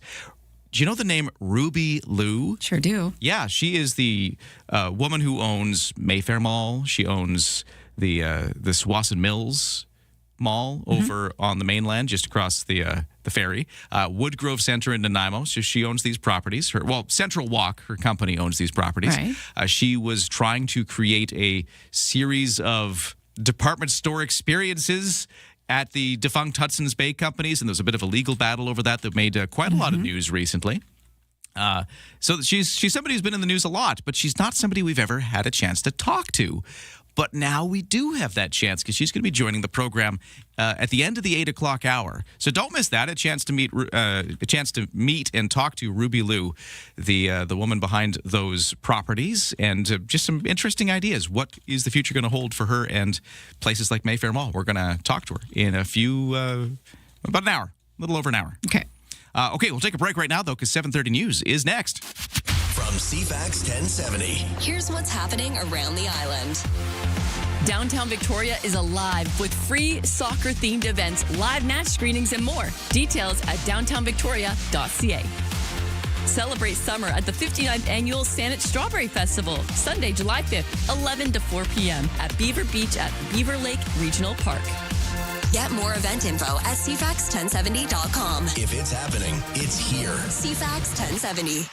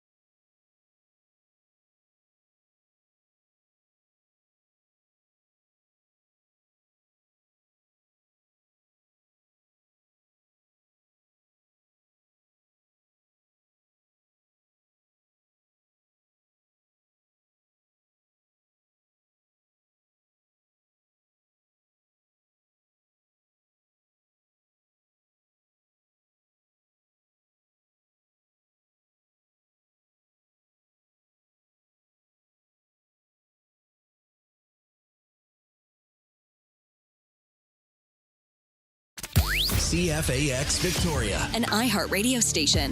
If it's happening, it's here. CFAX 1070. It's 7:30 on Tuesday, June 30th. Good morning. Welcome to the day. It's a little cloudy to start, but a mix of sun and cloud is on the way. And Canada Day tomorrow is looking much the same with a mix of sun and cloud. Full forecast to come. Right now, the news begins. Here is Lisa Best. We have 19 active wildfires across BC this morning, and almost have to read it twice because it's such a far cry from what we've had in previous years. 4 new starts in the last 24 hours. There's no new fires on Vancouver Island, so it'd be great if we could keep that momentum going. A fire south of us continues to smolder in Olympic National Park. The weekend rain made a dent in the flames, but the Mount Tom Creek fire continues to burn with slow creeping behavior. Personnel are developing contingency plans to make sure everyone stays safe, especially with visitors in that area in the busy summer months. The body of that missing inmate from William Head Institution has been recovered in the waters off William Head. Ernest Johnson was found near the shoreline by RCMP Marine Services and the Metchosin Fire Department. Which RCMP continued to liaise with the Correctional Service Canada and the Coroner's Office for the investigation into what caused his death. He escaped from the minimum security institution midday Sunday, causing much alarm within the community. The BC Nurses Union says it's willing to talk about a new contract. The union issuing a 72-hour strike notice. They'll be in a legal strike position on Thursday. They're drawing a line in the sand because they're pretty much fed up. The Health Employers Association of BC has reached out to representatives for the 60,000 nurses. Union President Adrian Gear says the mandate the association has from the province really hasn't changed. Certainly, after giving notice, we have received word that the employer wants to return to the table, and we're happy to do so. The employer also made clear, at least in their message to us, that while they are committed to negotiating a collective agreement that meets the needs of nurses, that they have no ability to go outside of mandate. Health Minister Josie Osborne says people continue to get the health care they need as the Labour Board has robust process in place to thoughtfully set out what constitutes essential service moving forward if the strike does happen on Thursday. The lights have been flickering off and on in Sydney and North Saanich 3 times in the last week. If you live in that community, you certainly know it. Keep an eye on your fridge and your freezer. Each one of those outages has impacted over 8,000 customers at a time.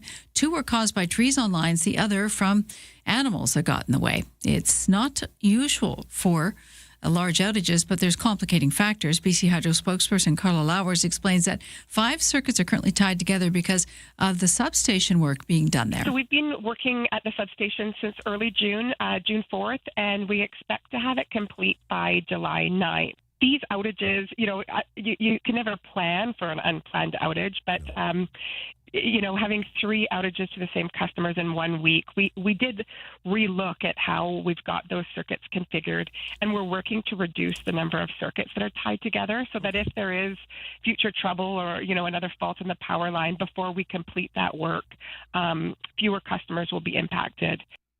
She says they're increasing visual inspections of the lines as well to deal with any problem vegetation that may be growing over them.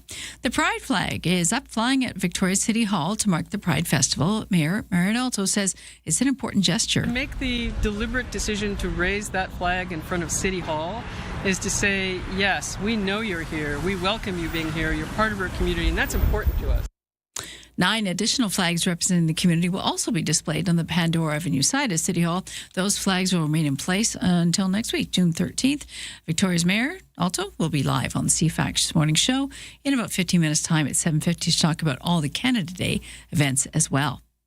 With New Brunswick's new unpaid sick leave law in place, all 10 provinces now have some sort of job protection for those who need extended time off for serious illness. People with illnesses such as cancer can take up to 26 or 27 weeks of unpaid leave without fear of losing their job. New Brunswick was the last province to increase job protection for workers.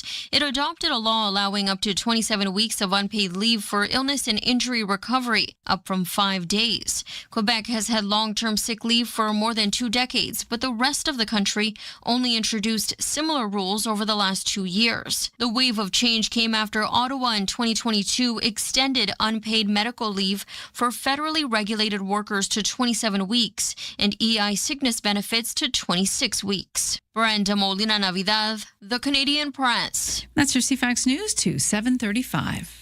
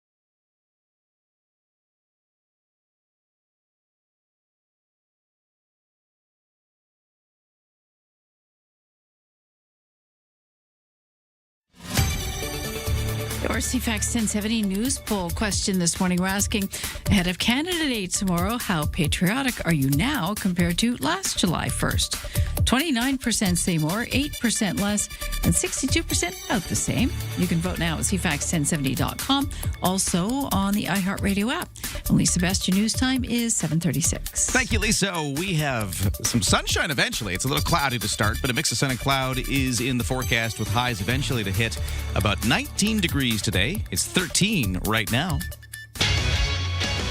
Over to the CFAX 1070 Sports. Canada has a date and an opponent for its round of 16 match at the World Cup of Soccer. It's going to be Morocco on Saturday at 10 a.m. Morocco beat the Netherlands in penalties last night in Guadalupe, Mexico. This was a 1-1 tie by the end of all the overtime, so they went to the penalties, and Morocco beats the Netherlands 3-2 in those penalties. So now they'll face Canada on Saturday. Morocco, ranked 7th in the world, and will be favored to get past the resilient but lower-ranked Canadian men. Canada beat South Africa 1-0 on Sunday in its round of 32 match to get to Saturday. Cue the Viking row in Arlington, Texas, as Norway plays the Ivory Coast in one of the 3 round of 32 matches on today's World Cup schedule. France will also play Sweden, and we will see Ecuador face Mexico in Mexico City. So, yeah, some of those teams will be moving on, and some of them will be going home after today. Toronto Blue Jays snapped a 6-game losing streak last night with a 2-1 victory over the struggling New York Mets in the opener of a 3-game series at the Rogers Centre. For local baseball, Victoria Harper Cats have their fireworks night tonight ahead of Canada Day.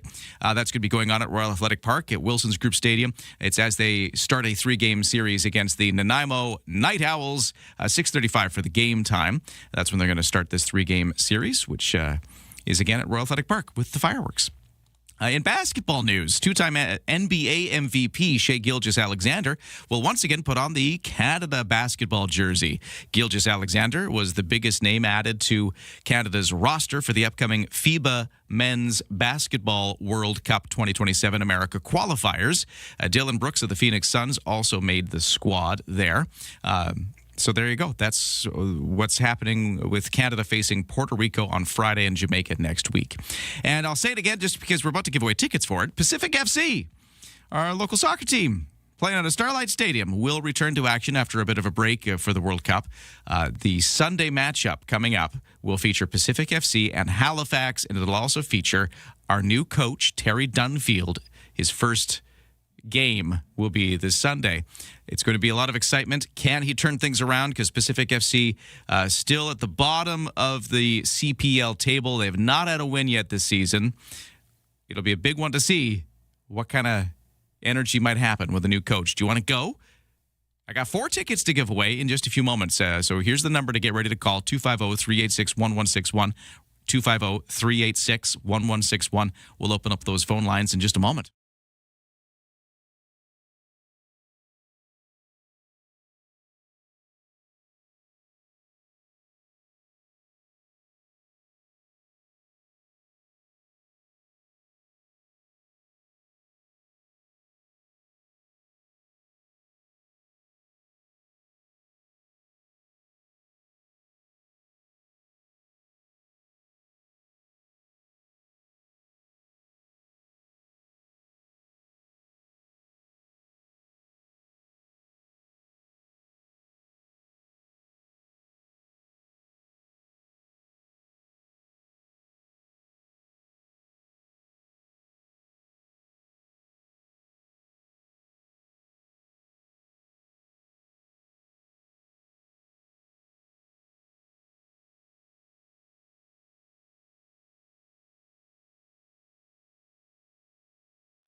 Thinking about home renos, but the cost is too high? Think again. Explore affordable DIY options from ProTech Exterior Products at beahomepro.com.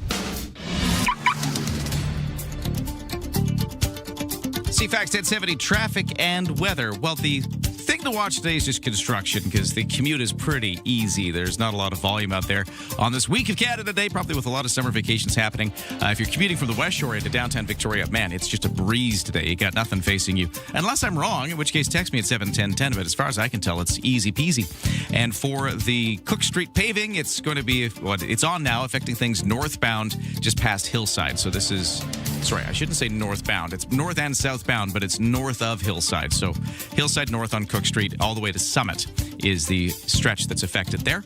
We've also got the gas line installation work that is Caledonia and Cook area. That's going to be affecting traffic on Caledonia towards Quadra and kind of all around that region.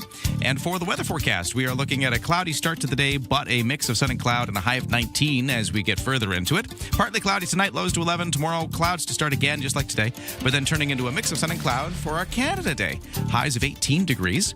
Mix of sun and cloud for Thursday. No longer are we calling for a chance of showers on Thursday. That was in the forecast to begin the week, but now we're looking at a dry week ahead. Losing the chance of showers. For the temperatures right now, it's about 13 to 14 degrees in that range, depending on where you are in the greater Victoria area. On the markets, let's check things early on this trading day. S&P TSX in Toronto up by 50 to 34,874. The Dow in New York up 78 to 52,261. The Nasdaq is up 232 to 26,062. The Canadian dollar at 70.4 cents US, which is in theory a fraction of a fraction of a fraction of a fraction of a cent higher than yesterday, but is pretty much unchanged from the close yesterday. Hey, there was a sound effect there, and then it went away. Short and sweet. I think I pushed the button. You know, I always just get a little bit thrown off when it's not there, so I feel like I need to redo it. Here we go. Ryan and Lisa. Mornings on CFAX 1070. Remember, you have us in the palm of your hand. For listeners on the go, listen live on the free iHeartRadio app. That feels better. Okay. I feel centered now. I feel pleasant. Pleasant. It's a word for the day. Just like the weather forecast. Pleasant is the word of the day. It. You know what else would be pleasant? What's that? I think it would be pleasant to win 4 tickets to go see Pacific FC taking on Halifax this Sunday at Starlight Stadium. You can help them win. Yeah, help cheer them on. 250-386-1161. Let's open up the phone lines and take that call now. I'm just taking a random caller. Okay. You know, I'm not even going to look. Crazy. I'm not even going to look at the. I'm going to. Oh, wait. Just point. This isn't working. I can't find the phone. Okay. Sorry. I have to at least look at the phone. Sorry, I tried. Then I was just hitting nothing. Trying to make it so. All right. I'm just. So fair that, Yeah, okay. we shoot ourselves in the foot. I've picked a random number. So who's this on the phone? I think I've picked a line. Who's this? Chris. Hey, Chris. Hello, Chris. How are you? Fantastic. We're glad you're there. What are you up to today? Yeah. I'm on my way to work. On your way to work? Can I ask where you work? You don't have to answer that. I work for West Bay Mechanical. Okay. All right. Very good. That's a pretty good gig, I'd assume. Yeah. It is. Are you a spy on the side? No. No, not today anyway. No James Bond activity. Just a working man. No. Just a working man who wants to go see some soccer. Yeah. Excellent. Yeah. Well, there you go. You got this 4-pack of tickets to see Pacific FC, and you're going to get to see the day that they debut the new coach. We're going to see Terry Dunfield, his first day behind the bench. Well, hopefully he's better than the last one. We'll see. Yeah. Have you been following the fate of the team? No wins yet this season. I know. That's brutal. Yeah. So hopefully it's a good turnaround. Yeah. Exactly. That's my hope. I'm thinking, this is the moment we turn this around and make this sort of crazy story out of like a slow start to the year, but a new coach and a new direction. That's the fingers Chris in the crossed moment. stands. Yeah. Having Chris in the stands, the spy that he is going to make all the difference. Yeah. I will do my best. Chris, hold on the line. I'm going to get your information off the air, but that's just awesome. And if you miss today, don't worry. I will randomly slap the phone again to try to take a caller. Thursday, Friday, we got more 4-packs of tickets to give away towards the Pacific FC game on Sunday. While I talk to Chris off the air, let's talk about the news, Lisa. Okay, let's talk with some politics. Opposition leader Pierre Poilievre shuffling critic roles in the Conservative caucus. Among the changes is Ontario MP Michael Chong taking over as finance critic from BC MP Aaron Gunn. Gunn will in turn take over the ethics and government accountability critic role from Ontario MP Michael Barrett, who moves on to veteran affairs.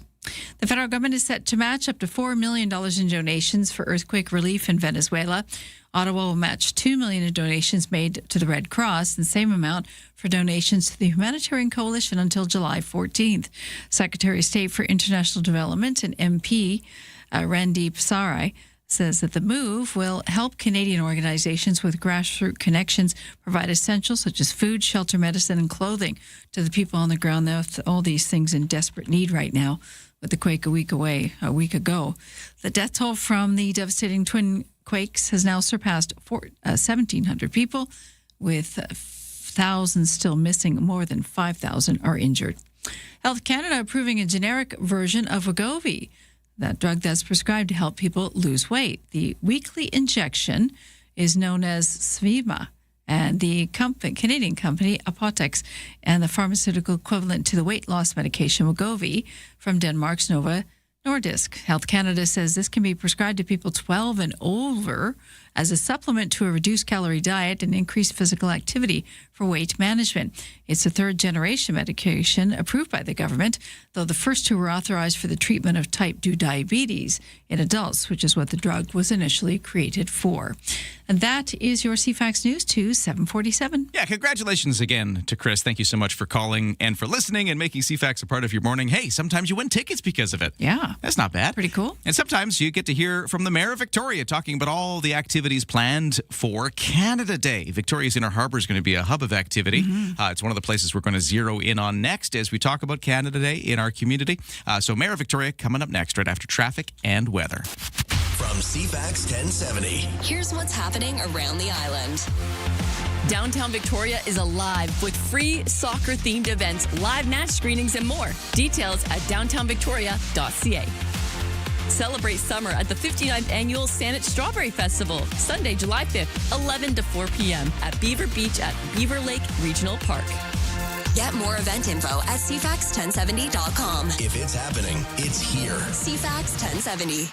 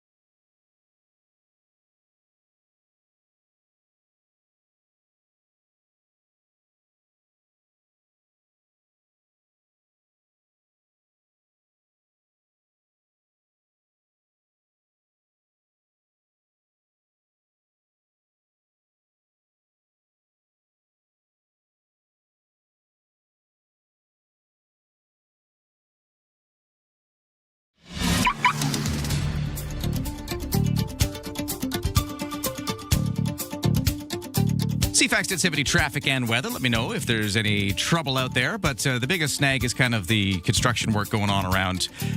This is Caledonia around Cook. The gas line installation continues. There's also word of maybe a collision somewhere in that same vicinity. I don't know if that's the case or if it's just the construction, but just a bit of commotion. Caledonia Cook area where the gas line installation is going on.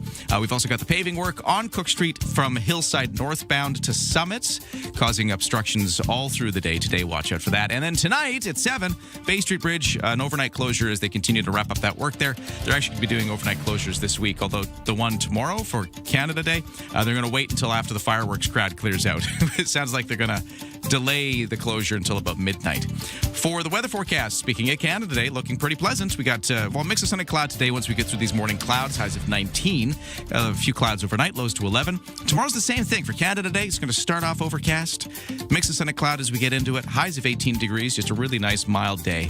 Ryan and Lisa, mornings on CFAX 1070. Oversleepers, catch all the highlights on the latest audio podcast at CFAX1070.com and on the free iHeartRadio app. It's Canada Day, lots going on, and as always, Victoria's Inner Harbor is a big center of activity, and the mayor, Marion Alto, is here to talk more about what is in store. Welcome. How are you today? Oh, very well, thank you. And that's a great weather forecast for tomorrow. Really sounds perfect. Well, you know what? I was thinking about that because, you don't want it to be necessarily super hot because then it gets to be a bit of an issue. People get, sunstroke and heat stroke and all that stuff. You also don't want it to be cold and rainy, but this is just kind of this nice. We've been using the word pleasant way too many times on the show today, but that's the word of the day. It is a great word because having it, I think you said it was 18 to 20 degrees. That's just warm enough to be comfortable, but not so warm that you feel completely exhausted after just 5 minutes of being outside. So, and a little cloud is a good thing, keep you out of that sun there. And so, that sounds like a perfect day for tomorrow. So much going on. And actually, let's talk about it. There's a lot happening in the Inner Harbor. We got the fireworks, of course, which is happening in the evening. But what else is leading up to that? Right. It was a great day. And that we've talked about before. We're a bit frustrated that we didn't get any funding from the province. But despite that, we are putting a lot of time and an investment into it. And so tomorrow's going to be a great day. It's going to start at about 11. And, of course, we're going to have this really interesting opening with the Wangsheng Kung Fu Club. They're part of a national event where exactly the same time across the country, they're going to have a drumming demo, which is just fantastic. And then starting at just after that, starting at around 11:15, we're going to open a busking showcase. And all of this starts at Ship Point for the first afternoon, and then it's going to shift later on, which we'll talk about in a bit. So at 11, we get busking showcase opens, and then all the food trucks start opening, which is also fantastic. And that's going to be all afternoon down at Ship Point. And then at 4:30, sort of go across the street onto the lawns of the legislature, where we'll have a bit of a welcome, of course. We'll start with some thoughts from our local nation leaders and the traditional dancers of the Lekwungen people, of course. A couple of comments from a few people like me and the MP and stuff like that. And then we're actually going to do something intriguingly unique for us here in Victoria. We're going to have a citizenship affirmation. And that's an opportunity for a whole bunch of people to, as a group, really celebrate the fact that they're becoming Canadian citizens, which does happen at quite a few different events, but it's the first time we've done it here, at least in a very long time. And then about 5:30-ish, we'll start the evening's entertainment lineup. And we've got 3 really different and interesting bands. We'll start off with Lingo, which you may know is a local band that's soul, funk, pop, rock, and R&B, that sort of stuff. And then we'll have a couple of sets from Butchin' Butchin', which is a Balkan brass band, super cool. And then a group called Covers in a Dangerous Time, which is a cover band, a live cover band, really eclectic sort of background and performances. And then around 9:10, 9:15, 9:20, it sort of depends on how the other sets go. We're going to set up for a little bit for about an hour with a DJ, another really eclectic playlist. And then, of course, heading over towards the fireworks, which should start, depending upon the light and the wind and all that stuff, at about 10:20. Okay. Man, that's a packed day. It is. Yeah, and the fireworks are going to be really cool this year. They're going to be, I think it's the largest one we've had since the 150th anniversary that we had. This is 159, so it's been quite a while. So we wanted to sort of, go out big because people seem to love fireworks. And so we were expecting a pretty decent crowd. And, of course, you'll want to get down there relatively early. And there's going to be lots to do all through the afternoon and evening, and very family-friendly, lots of stuff for kids to do, of course, and lots of amazing food trucks, my personal favorite. And just a really cool opportunity to get downtown and celebrate everything Canada Day and learn a bunch of stuff from a number of the speakers and performers and just have a really great word, pleasant but exciting day. Well, you mentioned already a little bit, but you were frustrated that there wasn't the funding from other sources to help out with these fireworks. But Council still decided to do this. Talk about that decision and why it was important to still dig deep and find a way to do this. Yeah, you'll know that this year we're spending about half what we had in previous years, and part of that was just being responsible about wanting to make as many different good decisions about keeping our various tax rates down as low as we possibly could while still delivering good services. And this, although not a service in the same sense as the things that you would normally associate with, this is a really important thing for Canadians. And I think particularly these days when we're surrounded, well, quite frankly, I think the best word to use is a lot of chaos. We really do want to make sure that we have a very robust celebration on July 1st. It's a time for people to remember kind of who they are, why they live here, so how so many people have chosen to live here, and why they want to make sure that this is, a country that not just they're pleased to be here, proud to be here, but they're really attuned to why they're here and why they want to stay here and make it a great place, the great place that it is. So we wanted to invest wisely, but also invest sufficiently to make it a memorable day. And yeah, I mean, I don't want to spoil the excitement about tomorrow, but we were kind of frustrated that we couldn't get any contribution from the province, particularly because we're a capital city. And, we're one of the few provinces in the country that do not have provincial funding for their capital city to celebrate Canada Day. We know we're in Victoria, but we know that we draw lots and lots of people from the whole region and, frankly, from the whole province. And we often encounter people who are here as visitors from other parts of BC, and they come here specifically because they want to be in the capital city on Canada Day. And so, yeah, it was a bit of a sore point. And I will say, I want to give kudos to the 4 MLAs who represent Victoria as a city. All 4 of them went to bat for us with their colleagues and weren't able to convince them. But we will continue to suggest that that's a wise move, and hopefully we'll be able to get some traction on that next year. All right. But despite those challenges, the fireworks are on, all the other stuff you mentioned going on. One of the bigger, longer fireworks displays we've seen since the Canada 150. So that's kind of cool. It's going to be a big do. Yeah. The Inner Harbor is the place to be. Yeah. Now, one last thing. Oh, sorry. Go ahead. I cut you off. No, that's right. You're absolutely right. No, you're absolutely right. It's going to be a really exciting day. And I know I'm going to be out and about all afternoon and evening. And so I look forward to seeing everybody downtown tomorrow. Yeah, one last thing. Just with that, logistical challenges, anything people should know about moving around downtown? What are you expecting there? Yeah, for sure. There are going to be some road closures. So obviously, as you would expect, given what I've described, you won't be able to drive along Belleville Street in front of the legislature. You won't be able to drive right in front of the Empress, for sure. But around the rest of it, it will be congested because we do expect, as we have before, tens of thousands of people. So obviously, the best way down is either by bus or by bike or by foot. But there are, of course, parkades in the vicinity. There's the parkade by the library. There's certainly the ones that are down on Yate Street, et cetera, and a number of surface parking areas as well. But first choice, obviously, would be to take something that is more public transit oriented or something where you're on your own feet or on your own wheels. And either way you get downtown, it's going to be a great afternoon and evening. Marion Alto is the Mayor of Victoria. Canada Day is tomorrow, all culminating in that big fireworks display around about 10:20, give or take the conditions. And thanks so much for joining us today and talking to us about it. Always a pleasure. We'll see you around tomorrow. 8 o'clock news next on CFAX.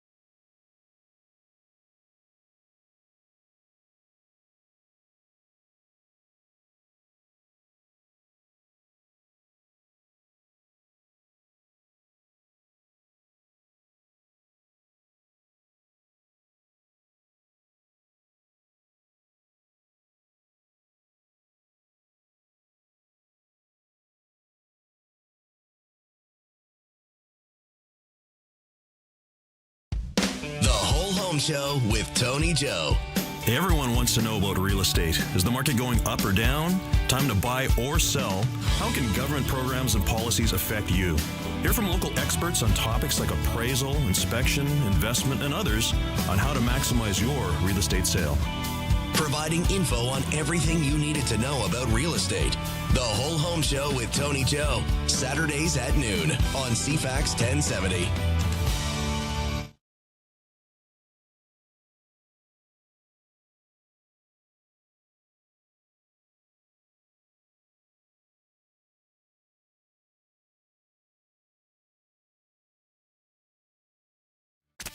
CFAX Victoria. An iHeart radio station.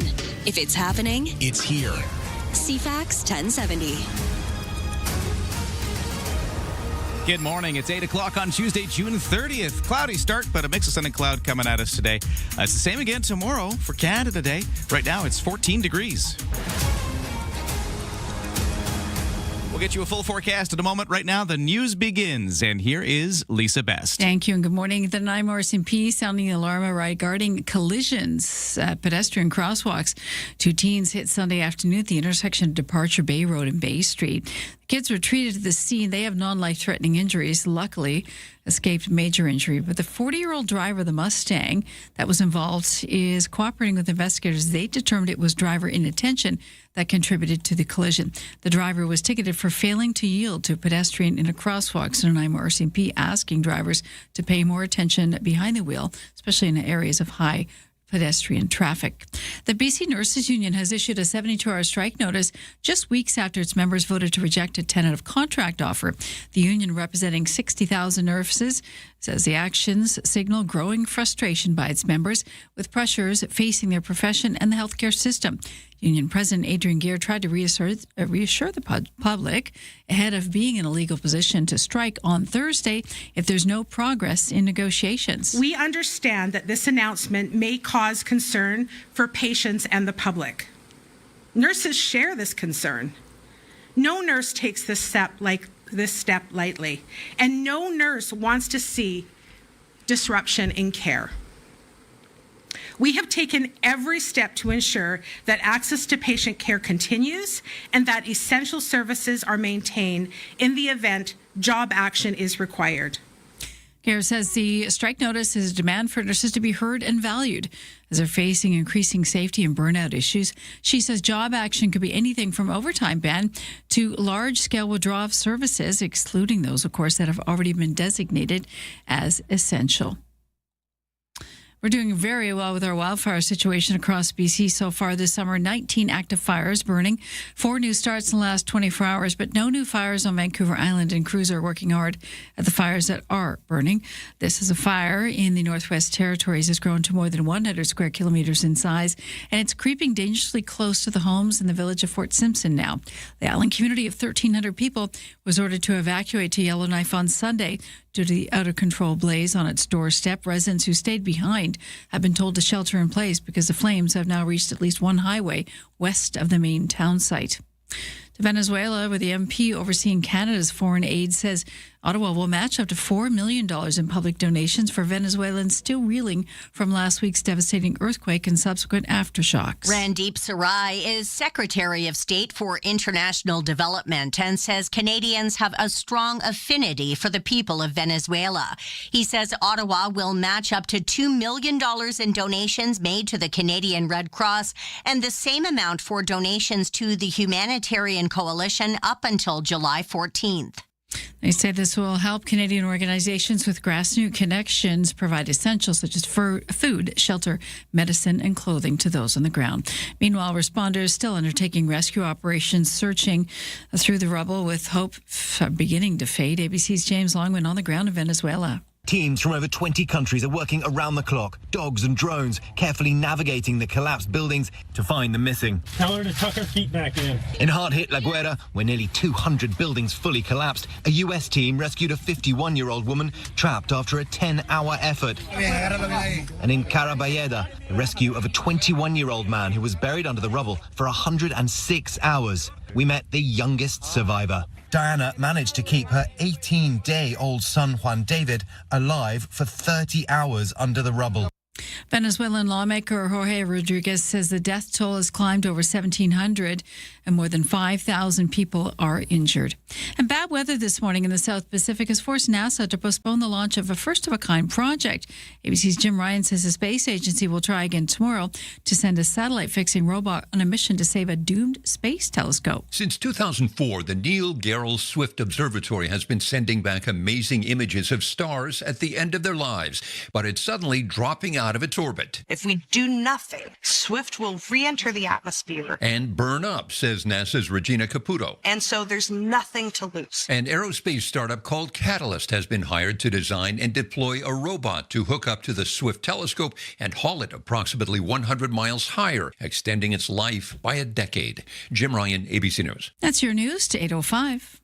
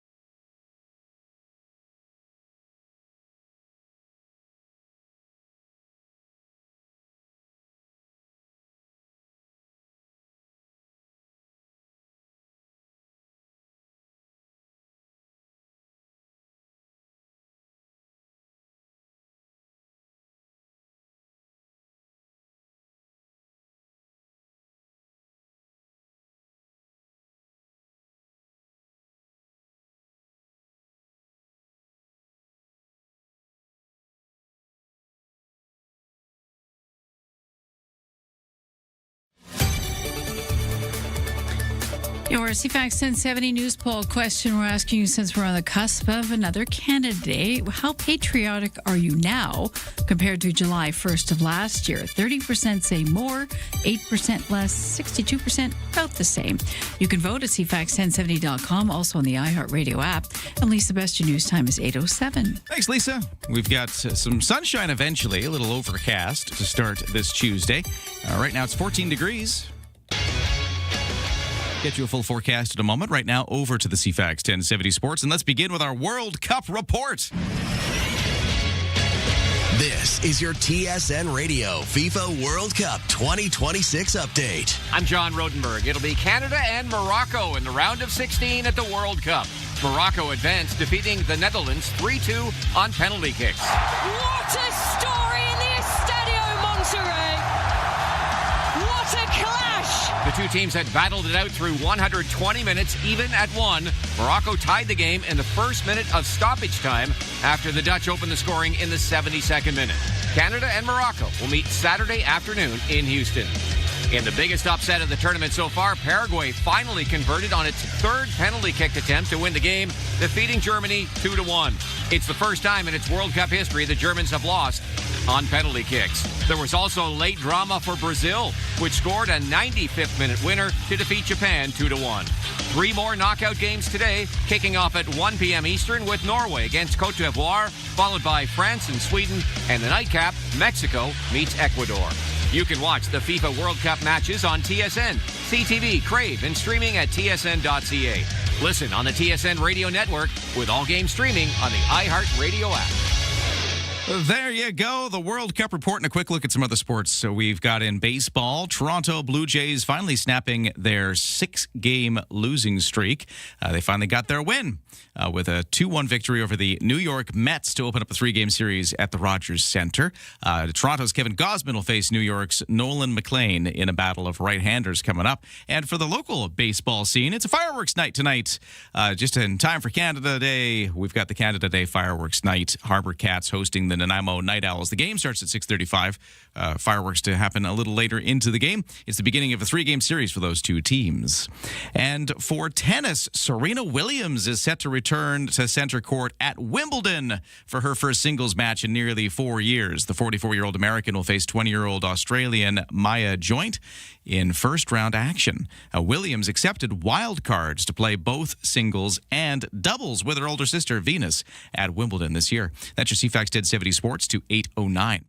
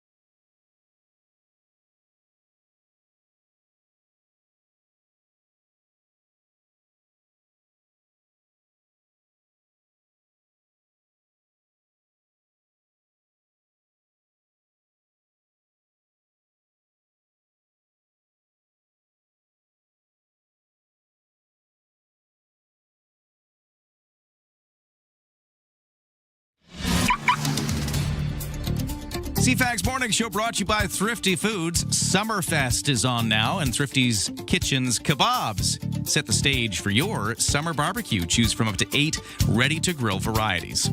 On the roads, collision reported. This is in the Caledonia area. We've also got that gas line installation work going on around Caledonia and Cook, and now this collision is being dealt with. It looks like emergency vehicles have been on the scene at Caledonia and Quadra.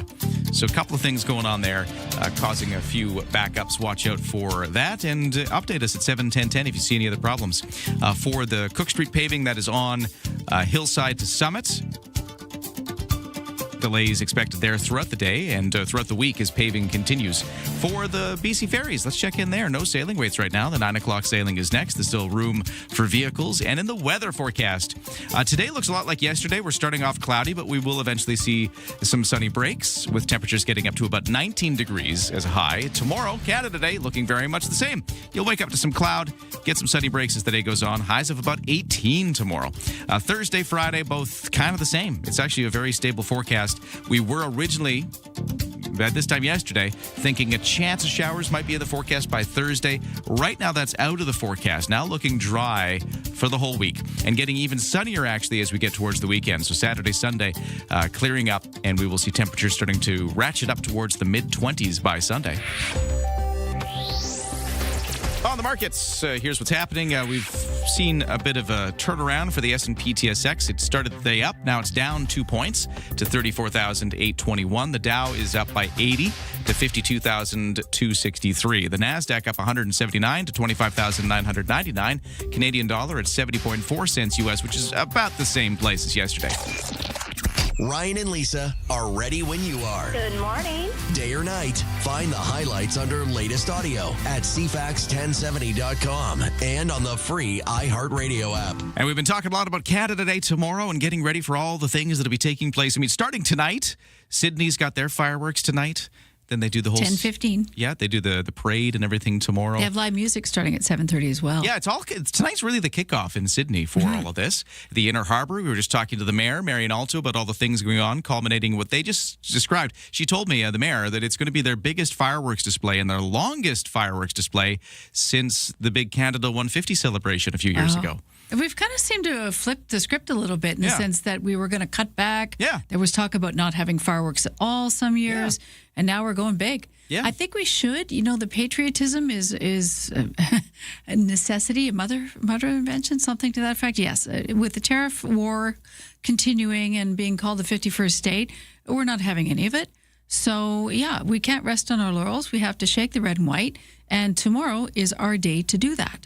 And I think the World Cup and Canada going the distance so far. That kind of helps, hey? Oh, 100%. Just a bit of that national pride is on display on the pitch. Yeah, forging new ground on the pitch and making us one more reason for us all to be proud about be Canadians. So. And also earlier in the show today, in case you missed it, we talked to the Victoria woman who is, again, for the second year organizing this event where she wants every person in Canada, as many as she can, to get out at 10 o'clock tomorrow morning and sing "O Canada" all together. There's nothing else to this other than they got this website, All Together Canada, if you want to check it up and sign up. She would love you to do that, but really she just wants everybody to stand outside at 10 o'clock, well, BC time tomorrow morning, different time zones across the country. But the idea is all of Canada, can we all get together and sing "O Canada" at the same time? She seemed perpetually surprised that it's gone this far. Yeah, because she's just a Victoria woman who wanted this. There's no organization here. There's no big thing. This is just this woman who thought this would be cool. But you know, I love it. Terry Fox was that kind of young man in his early 20s where I'm just going to go do this. And if anybody wants to sign on, so be it. Yeah. And look where that went. So you just never know, the traction that a movement like this can gain. And power to her for doing it. I want to mention one other thing on two wheels that's happening tomorrow. Okay. There's a motorcycle run. If you're interested, it's a really fun one. Every year there's a Hawaiian Canada Day motorcycle ride. There's no fee to get in, but you have to wear a Hawaiian shirt over your gear. So it starts at 10 o'clock at the Juan de Fuca Rec Center, Island Highway in Colwood, and they've got quite a few riders signed up. So the more the merrier. Safety first, wear all your gear, and wear a Hawaiian shirt. The photos coming out of it are very funny. Very cool. There's another thing you can do on Canada Day, but of course it's more than all of this. It's also a time to reflect on our rights and privileges as citizens, and it's a day for new citizens to join Canada. Yeah, they always do the oath swearing ceremonies. Yes. For new Canadians who Very are just moving. becoming citizens. Lots of tears. We're going to talk about that because a guy we've heard from on CFAX for years, Gerald Pash. He is a retired citizen judge, a former broadcaster, all of these things, and he's also involved in these swearing-in ceremonies. And he's going to be taking us through what will be happening because he's joining us in the studio. I see him out the hallway, so he's coming in a moment. Do you know who else is coming in? I don't. This has nothing to do with Canada Day, Okay. but in case you've missed it, we have Ruby Lou joining us in the Oh, yes. studio. She's been in the news for a lot of reasons. Talking business. She owns Mayfair Mall. What's the one up in Nanaimo called again? Oh, now I'm drawing a The blank. Woodgrove Center. Yeah, Woodgrove okay, Center in so Nanaimo. someone from Nanaimo is going, what? Yeah. What are you talking about? Woodgrove Center in Nanaimo, Sawasan Mills in Delta, the Mayfair Shopping Center. So she's that. She also, they've just opened this new thing. I don't know if you've heard about this. Right across the street from the Mayfair Mall in what used to be the Bed Bath & Beyond, something called Deerland has just opened. Oh, interesting. She's involved in that. Okay. It's a children's play area, but That's smart. on steroids. Oh, really? There's That's a lot my going. You own- want to be a kid again? That's my own words. It just looks like a very odd and awesome thing that we haven't quite seen before. And why is it called Deerland? I want to ask her that. So Ruby Lou, who's behind all these things, is going to join us in studio in a little bit here. So stay tuned for later this hour. But before we get to all of that, we should get updated on the news. And here is Lisa. The federal government is set to match $4 million in donations for earthquake relief in Venezuela. Ottawa will match up to $2 million donations made to the Red Cross and the same amount for donations to the Humanitarian Coalition up until July 14th. Secretary of State for International Development and MP Randeep Asare says that the move will help Canadian organizations with grassroots connections provide essentials to the people in need. The death toll from last week's devastating earthquake has now surpassed 1,700 people, more than 5,000 injured, and thousands more believed to be missing under the rubble. Opposition leader Pierre Poilievre has shuffled critic roles in the Conservative caucus. Among the changes, Ontario MP Michael Chong will take over the finance critic position from BC MP Aaron Gunn. Gunn will move over to the Ethics and Government Accountability critic role, and Ontario MP Michael Barrett moves to Veteran Affairs. And Health Canada approving a generic version of Wegovy, that drug prescribed to help people lose weight. The weekly injection, known as Vemima, from the Canadian company Apotex, is a pharmaceutical equivalent to the weight loss medication Wegovy. Health Canada says it can be prescribed to those 12 and over as a supplement to a calorie-reduced diet and increased physical activity for weight management. It's the third generation of these medications approved by the department, though the first two were authorized for the treatment of type 2 diabetes in adults. And that is your CFAX News to 8:18. CFAX at 70, traffic and weather coming up next.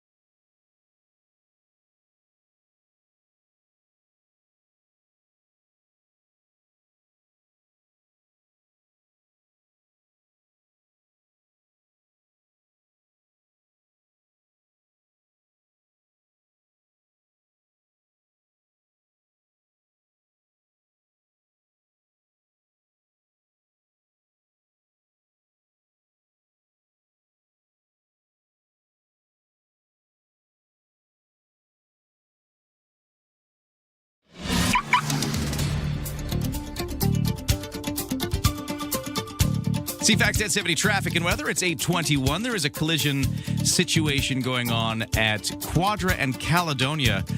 Emergency vehicles were on the scene a little bit ago, so they're dealing with a situation there. Just watch out for delays. And then not far from there, Caledonia at Cook.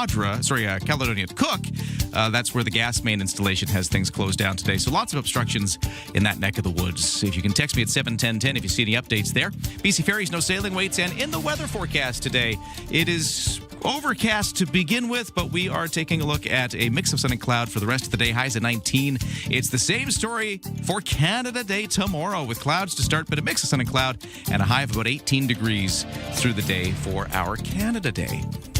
Right now, it's about 14 degrees, give or take, around Greater Victoria. Ryan and Lisa, mornings on CFAX 1070. Well, one of the aspects of Canada Day we're going to talk about right now is the idea that this is the day that a lot of new Canadians join the country and take their citizenship oath. Somebody deeply involved in that is joining me in the studio right now. I'd like to welcome Gerald Pash. He's a retired citizen judge, also broadcaster, lieutenant commander for HMCS Esquimalt. He's a lot of things, and he's in the studio right now. Gerald Pash, welcome. How you doing? Thank you, and good morning. Great to see you here. So first off, let's just talk about you and your involvement in all this. Place yourself in this story. Well, I was a citizenship judge for 6 years from 2012 to 2018. And one of the things that citizenship judges do is community outreach. And an aspect of that is citizenship reaffirmation, where the general public does the citizenship oath. And I've been carrying on that since my term ended. And I have done affirmation ceremonies in a number of locations. This Canada Day period, of course, I'll be doing it in advance of the Harbour Cats game tonight, just before singing the national anthem at 6 o'clock or so. And tomorrow on Canada Day, out at Fort Rod Hill at noon in advance of the 21-gun salute, and at the City of Victoria ceremony at 4:30, 5 o'clock in the afternoon. We'll have the whole crowd do the citizenship oath. So the whole crowd will do it? Yes. At the game? Yes. Oh, wow. Yeah. That's really cool. So, and talk about the significance of this oath. Well, one of the things is people don't realize that up until 1947, the notion of being Canadian was actually only a geographic adjective. The inspiration for Canadian citizenship came to near the end of the Second World War. Paul Martin Sr. visited the battlefield cemetery at Dieppe in France. 700 of those buried there wore Canada on their shoulder, but the wooden crosses identified them as British subject, as put there by the German defenders at Dieppe. Mr. Martin realized that many were immigrants to Canada, or the children of those who immigrated to Canada at the turn of the 20th century.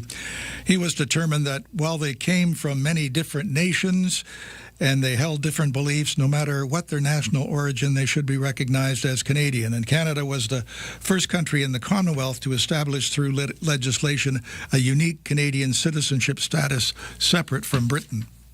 I never knew that. That's really interesting. Charles, how many people have you made Canadians? Oh, tens of thousands. Over 6 years, I would have done hundreds of citizenship ceremonies. Also would have not approved probably 5,000 or 6,000 along the way who didn't meet the 6 requirements to become a Canadian citizen. What are some of the requirements? Well, you must be a permanent resident. Now you must have been in Canada physically present for 1,095 days in the 5 years immediately preceding your application. If you're up to 54 years of age, you must show basic capability in English or French and not have an active criminal record.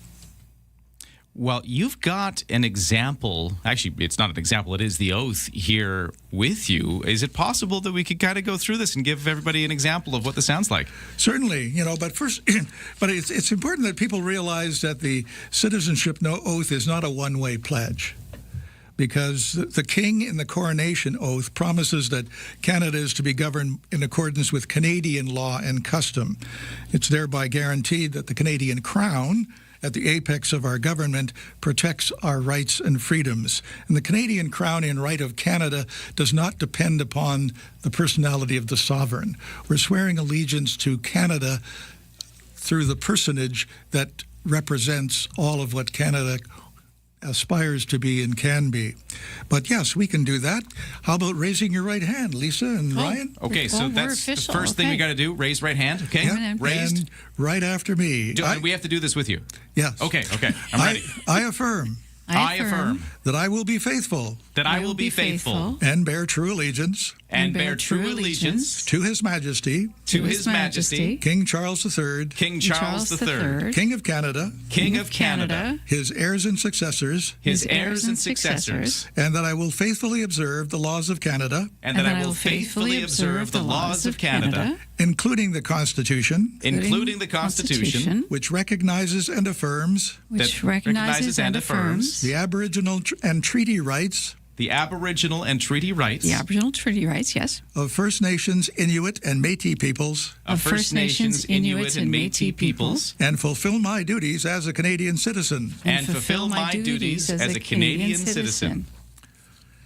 And that last part there is actually a revision to the citizenship oath, because 5 years ago it was revised in accordance with the Truth and Reconciliation Commission to include that reference to First Nations. And actually the oath recognizes that Canada is not perfect. We do many things right. There are wrongs to be made right.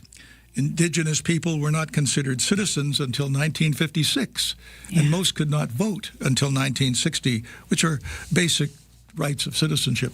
Why do I feel like I just got married?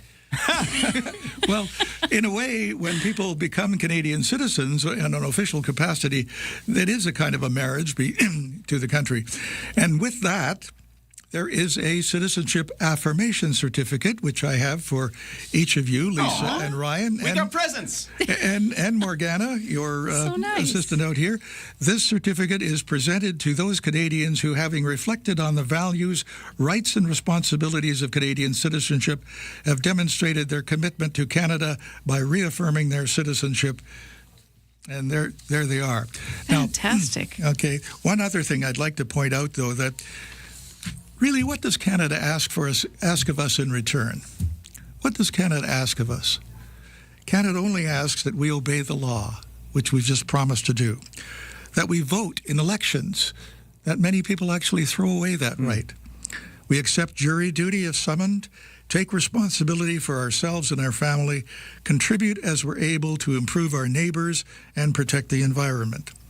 And that's all that Canada asks of us. When we give of our time and resources, we create a better country, and everybody has something to give. It's Gerald Pash. Oh. There we go, doing the oath right here on the radio. So and good. A bunch of folks at the Harbor Cats game will be doing that as well. Tonight, you said? Yes, right. That's tonight. I've got goosebumps. That's amazing. It's Thank good. you. Look, I got this. You're I got official, this. Ryan. I'm Dutifully official now. inscribed on the back. We thought you were sketchy, but no, you are a true Canadian. Look at that. Well, thank you so much for coming into the studio, and good luck tonight. Okay, thank you kindly. There we go. Canada Day. It's tomorrow, and we will be talking more about that, of course. Right now, though, we'll take a quick break. It is the 8:30 news. Next. Developing political story, a big doozy. Vashi Capellos. What started as a dull day is anything but. The top newsmakers. Your go-to political debrief. Daily. What is really going on? The breaking news. Just moments ago. And the entertaining analysis and debate to follow. I don't think you can sugarcoat it. It's an issue. It's not true, guys. Yeah.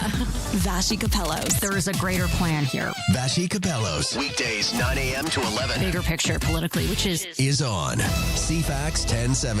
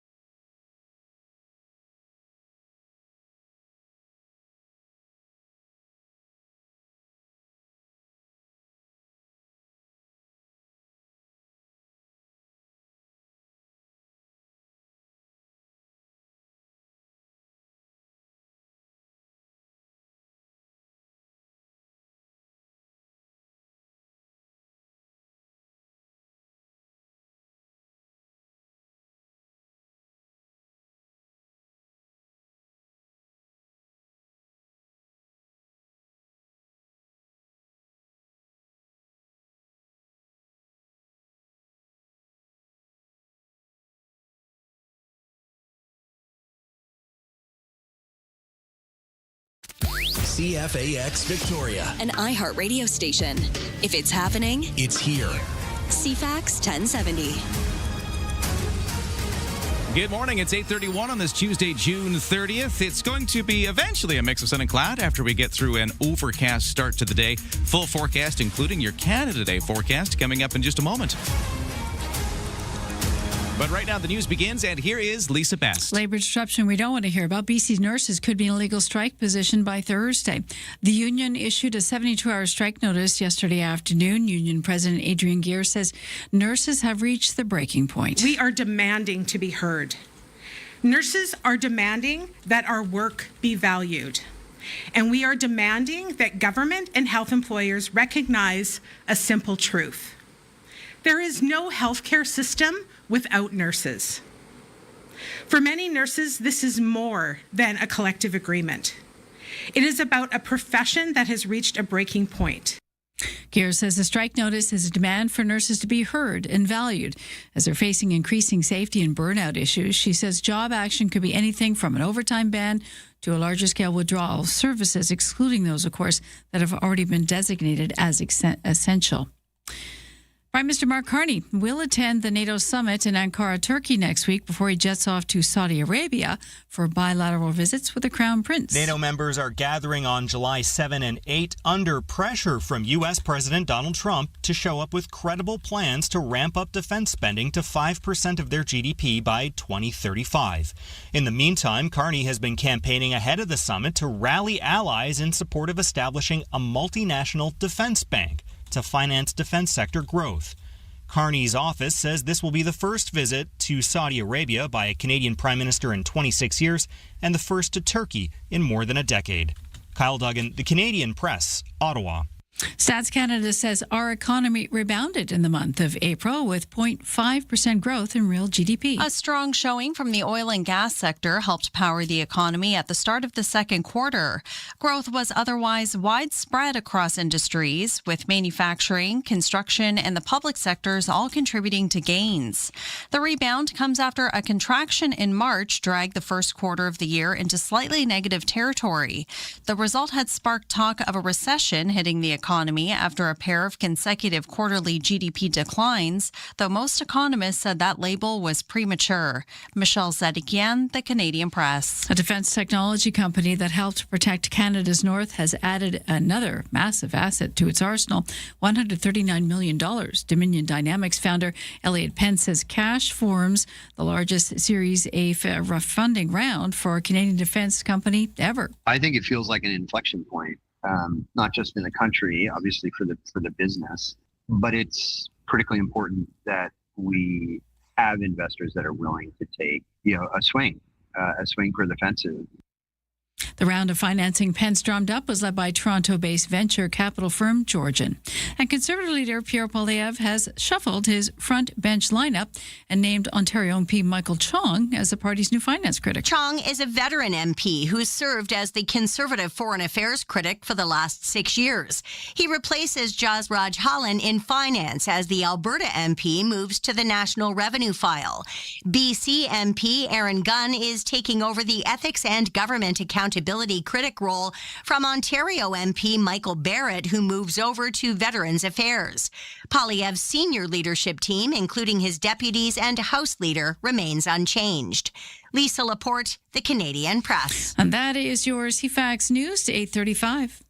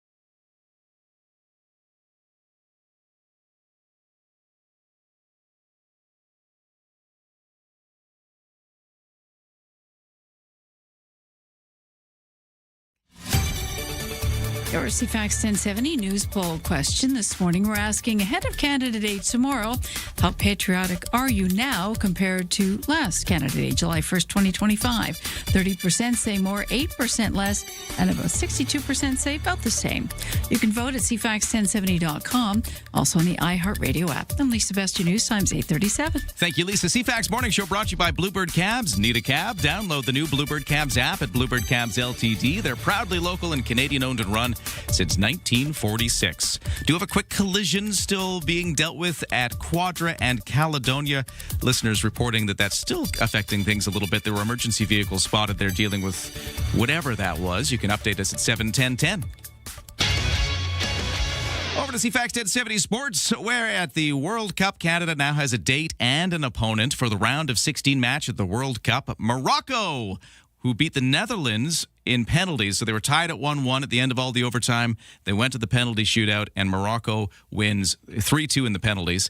So that is going to be the team we face. Canada faces Saturday in Houston, 10 a.m. I can tell you, CFAX 1070 will broadcast the game. We'll have it live here on the radio, like we've had these Canada games at 10 o'clock. Morocco ranked 7th in the world and will be favored over the lower-ranked Canada, but we'll see how our men's team can do as we get ready for that game. The World Cup games, by the way, are heating up this week, and I'm talking about literal heat because there is a heat dome which is engulfing parts of the central and eastern United States. I mean, I think a bit of Canada is facing this as well, but as far as the World Cup is concerned, it's causing temperatures to soar into the with humidity, like 44 degrees Celsius, conditions that'll bring above average temperatures and humidity to cities like Boston, Philadelphia, and Missouri. So some of those World Cup games are going to be quite warm. Over to the baseball, Toronto Blue Jays snapping a 6-game losing streak last night with a 2-1 victory over the struggling New York Mets in the opener of a 3-game series at the Rogers Center. We'll see them at action again today. And the Victoria Harbour Cats baseball team with their Canada Day fireworks night tonight. Harbour Cats hosting the Nanaimo Night Owls. 6:35 is when the game starts, and then the fireworks a little later on tonight. And as we were just learning from Gerald Pash doing the citizenship oath with us a few moments ago, Lisa, you and I got to reaffirm our citizenship there. I feel better about being that. We got our certificates, and he said that he's going to be there at the Harbour Cats game tonight doing the citizenship oath with everybody in the crowd. That's exciting. I think that's really I cool. wonder if he gets nervous anymore. Probably not. Probably not. He's probably done a few of these, but as long as they don't have him pitch, that's different. First pitch, that's stress. What if you had to do that while giving the oath? Well, let's just make us all Canadian again. Yeah, exactly. Let's get that far. Luckily, you just have to repeat after me. That's all you have to do. All right, that's your CFAX 1070 Sports. It's 8:39. We're going to come back with our traffic and weather. And then we mentioned earlier in the show that we have a really exciting guest to tell you about. We have Ruby Liu in studio with Central Walk. They're the folks that have, Mayfair Mall and a few malls around town. And now also a new thing called Deerland, which is opening up where the old Bed Bath & Beyond used to be, just south of Mayfair there. What's that all about? It's pretty cool. We're going to learn all about this coming up next, so stand by.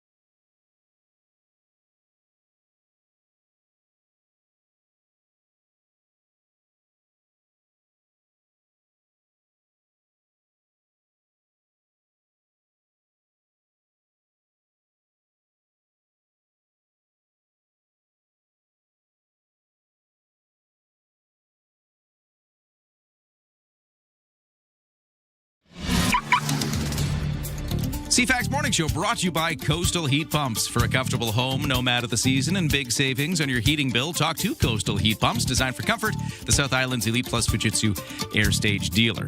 On the roads, we do have that continued collision situation at Quadra and Caledonia. There is a emergency vehicle situation there dealing with some kind of collision.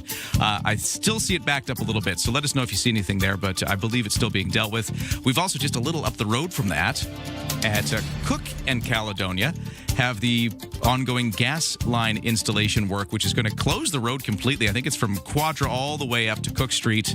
That whole stretch closed for the gas line installation today. So you got that. You got the collision. That's just a place to watch for and maybe avoid in the commute this morning. For the weather forecast, cloudy with a mix of sun and cloud coming at us later today. Highs of 19. A few clouds tonight, lows to 11. And then tomorrow, for Canada Day, you are looking at a cloudy start, but then a mix of sun and cloud into the day, just like today, just like yesterday, with a temperature reaching a high of about 18 degrees. Right now, it's 14 in Victoria.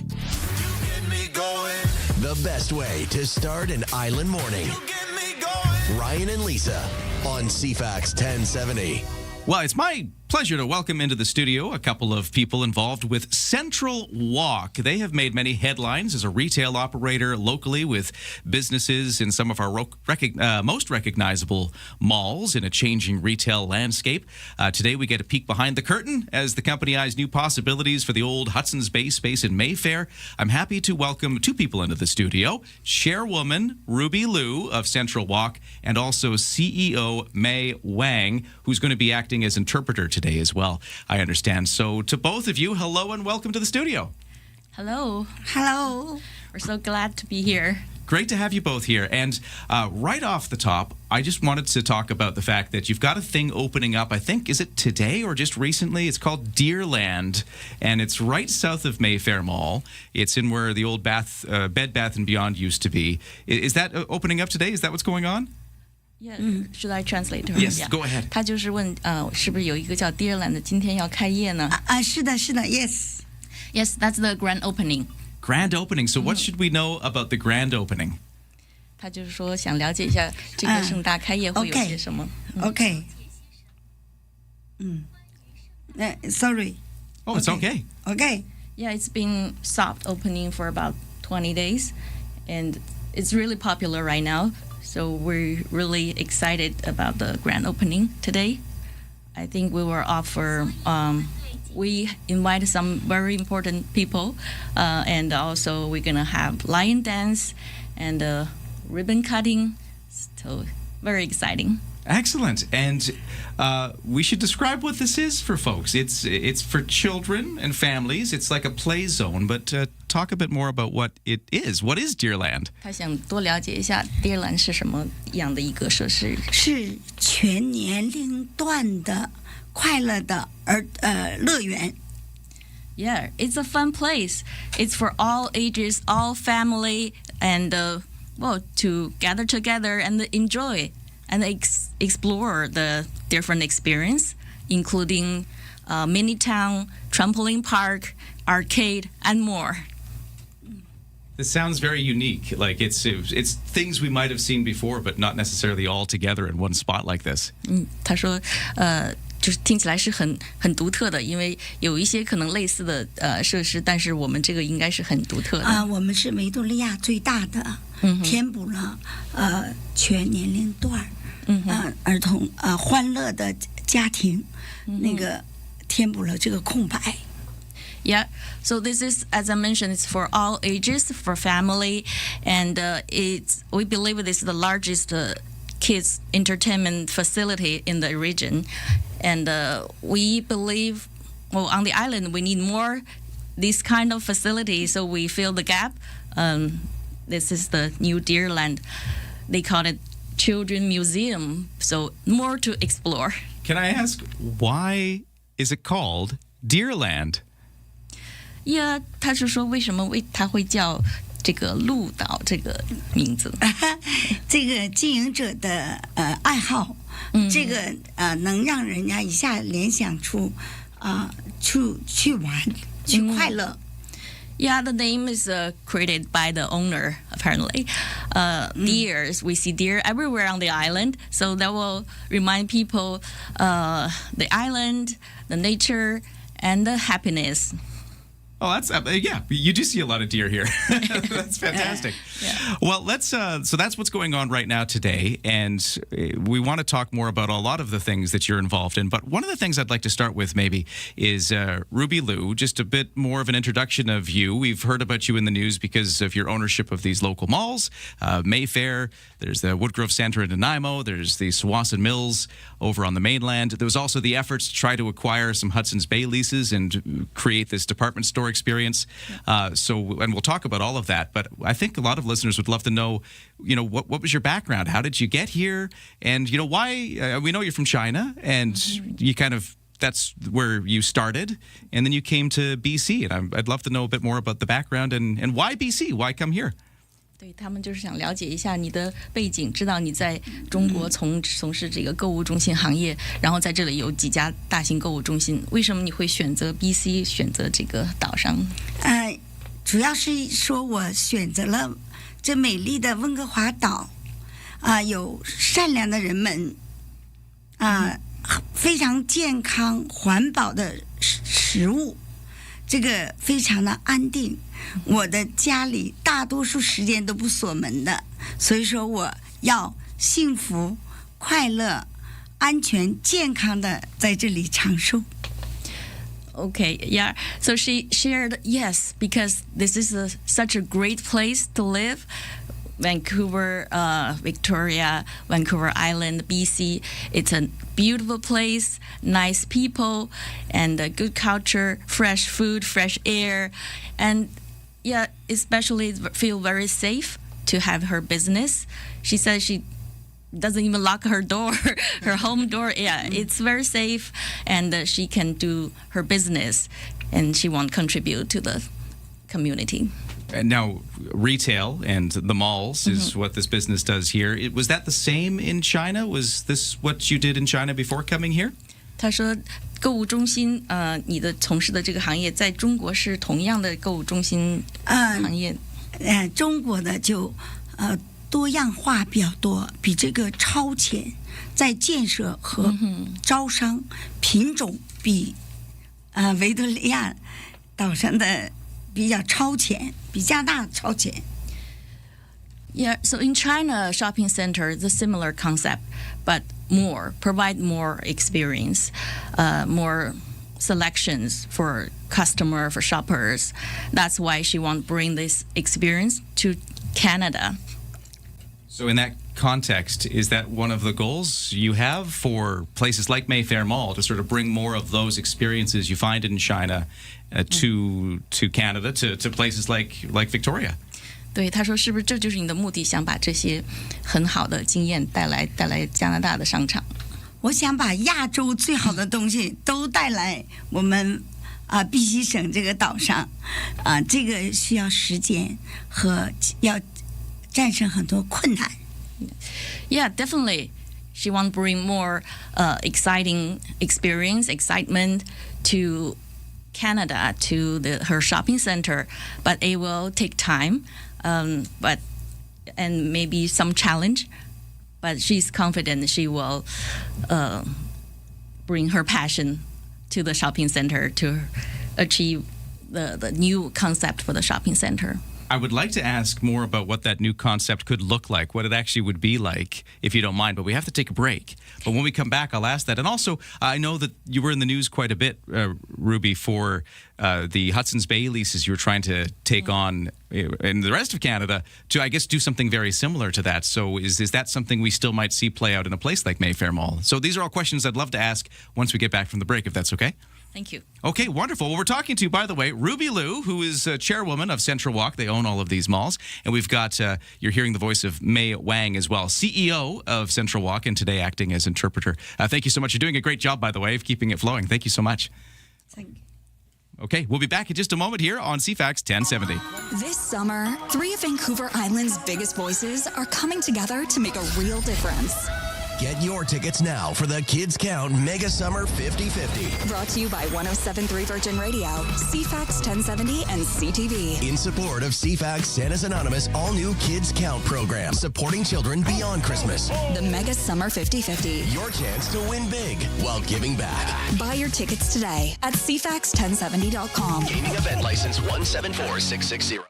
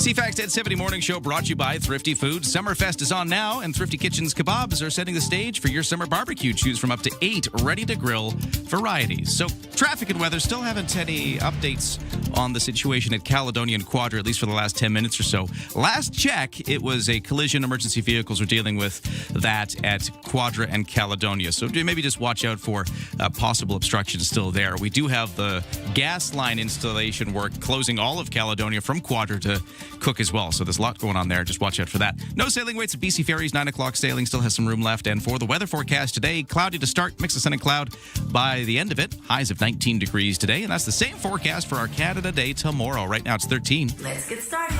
Start your day informed and entertained. Ryan and Lisa, mornings on CFAX 1070. Getting back to our conversation now, we have in studio Ruby Liu, chairwoman of Central Walk, and Mei Wang, CEO and today interpreter, as we talk more about the operations at places like Mayfair Mall and all these places and what the future may bring for those and for Victoria. So thanks again to both of you for coming into the studio today. Thank you. So we were just talking before the break about sort of the future vision for places like Mayfair Mall and I guess all of these operations you have here and, you know, what the ultimate goal is for these places. So maybe we'll pick it up there if you don't mind. 他就是想了解一下对于 Mayfair 的将来，还有这些的Bay的将来，你有什么计划？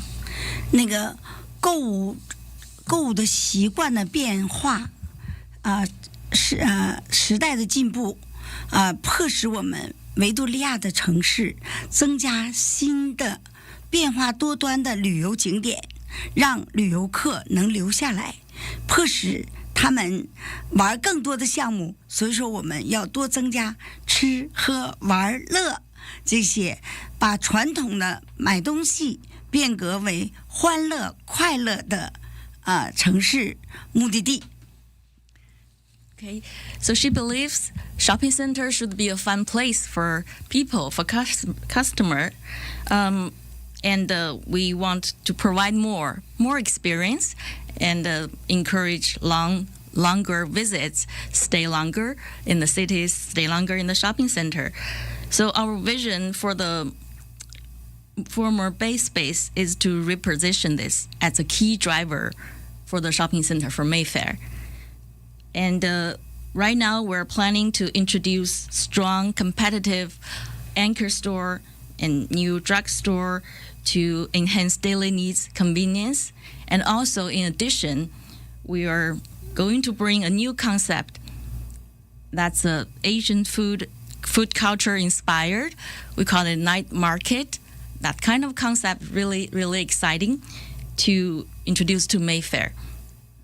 So that will be within the old Hudson's Bay location? Yes. Okay. Now, I don't know much myself about the idea of the night market, but I've heard over on the mainland there are these night markets, and they're very food focused, right? So is that kind of the food and culture?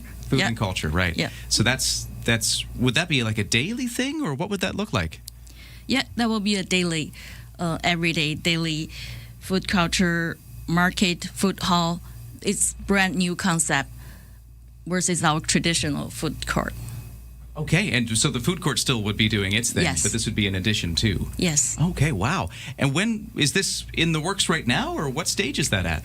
对他想了解现在这个贝的改造在什么阶段？我们正在报建增加新的庙街市集，会增加很多亚洲的美食，它是会变成一个维多利亚那个新的一个热点。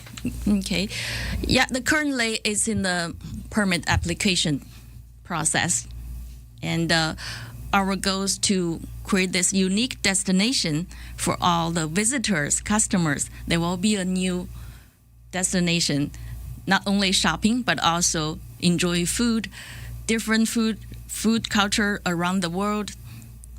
And so she believes shopping center should be a place including entertainment, food service, and more experience, more excitement. So it's in the process of being put together for that Hudson's Bay space at the Mayfair Mall. Yeah. We're just about at a time, but really quickly, would that also be the case for the Woodgrove Center and for Swanson Mills, the same kind of idea for those as well?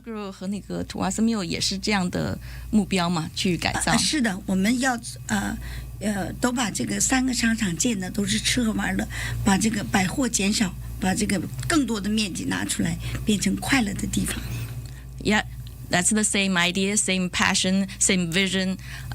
We are aiming to maybe reduce retail, but increase the portion of entertainment, food service, and more experience. This has been wonderful to hear about your plans and your vision for these spaces.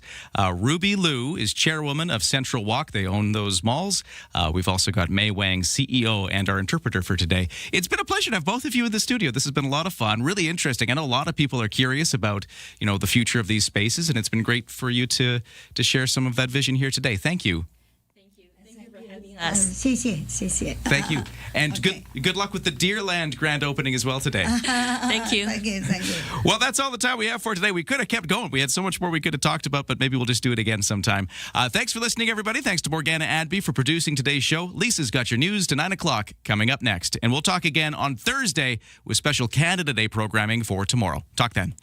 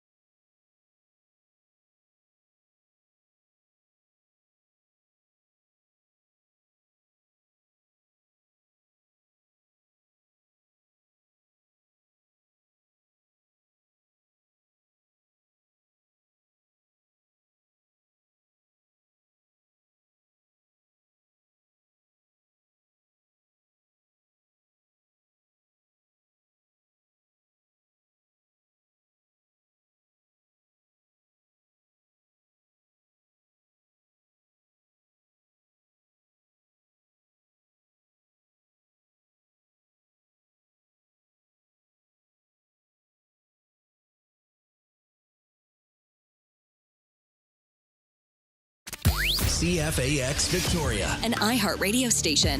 If it's happening, It's here. CFAX 1070.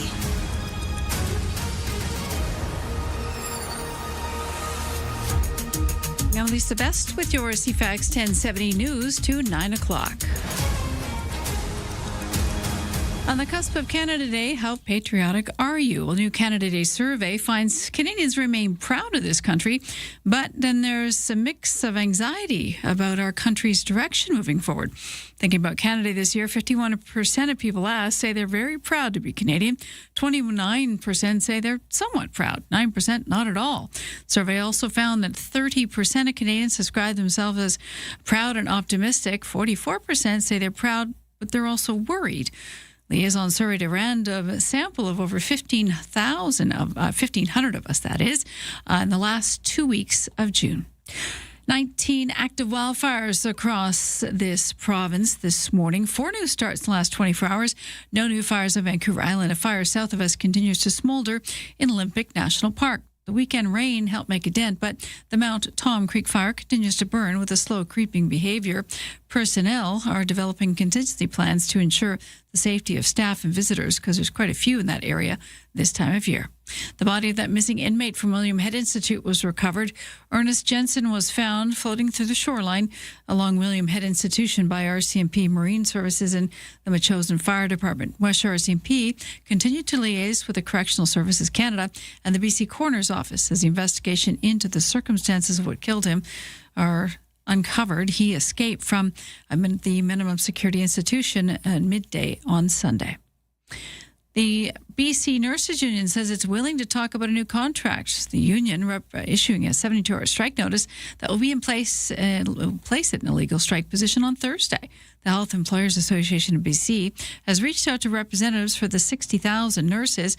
Union President Adrian Gears says the mandate the association has from the province really hasn't changed. Certainly, after giving notice, we have received word that the employer wants to return to the table, and we're happy to do so. The employer also made clear, at least in their message to us, that while they are committed to negotiating a collective agreement that meets the needs of nurses, that they have no ability to go outside of mandate. Health Minister Josie Osborne says people will continue to get the health care they need as the Labour Board has robust processes in place to thoughtfully set what constitutes essential service. The Pride flag flying over Victoria City Hall to mark Pride Festival. Mayor Marinalto was on CFAX earlier. She says it's an important gesture. To make the deliberate decision to raise that flag in front of City Hall is to say, yes, we know you're here. We welcome you being here. You're part of our community, and that's important to us. 9 additional flags representing the community will be displayed on the Pandora Avenue side of City Hall. Those flags remaining in place until July 13th. And Canada's telecommunications regulator launching a review to determine if the big 3 providers have violated new rules banning so-called junk fees. The CRTC says with consultation will require Bell Canada, TELUS Corp and Rogers Communications to demonstrate that their fees do not contravene its policy, which came into effect on June 12th, prohibiting activation, modification, and cancellation fees. On your markets for the final trading day of June, the TSX is currently in the green, 19 points, 34,843. The Dow is up 111 at 52,294, and the Canadian dollar holding at 70.40 cents U.S. Today's CFAX 1070 news poll. Ahead of Canada Day on Wednesday, how patriotic are you compared to July 1st last year? You can vote now at CFAX1070.com or in the iHeartRadio app.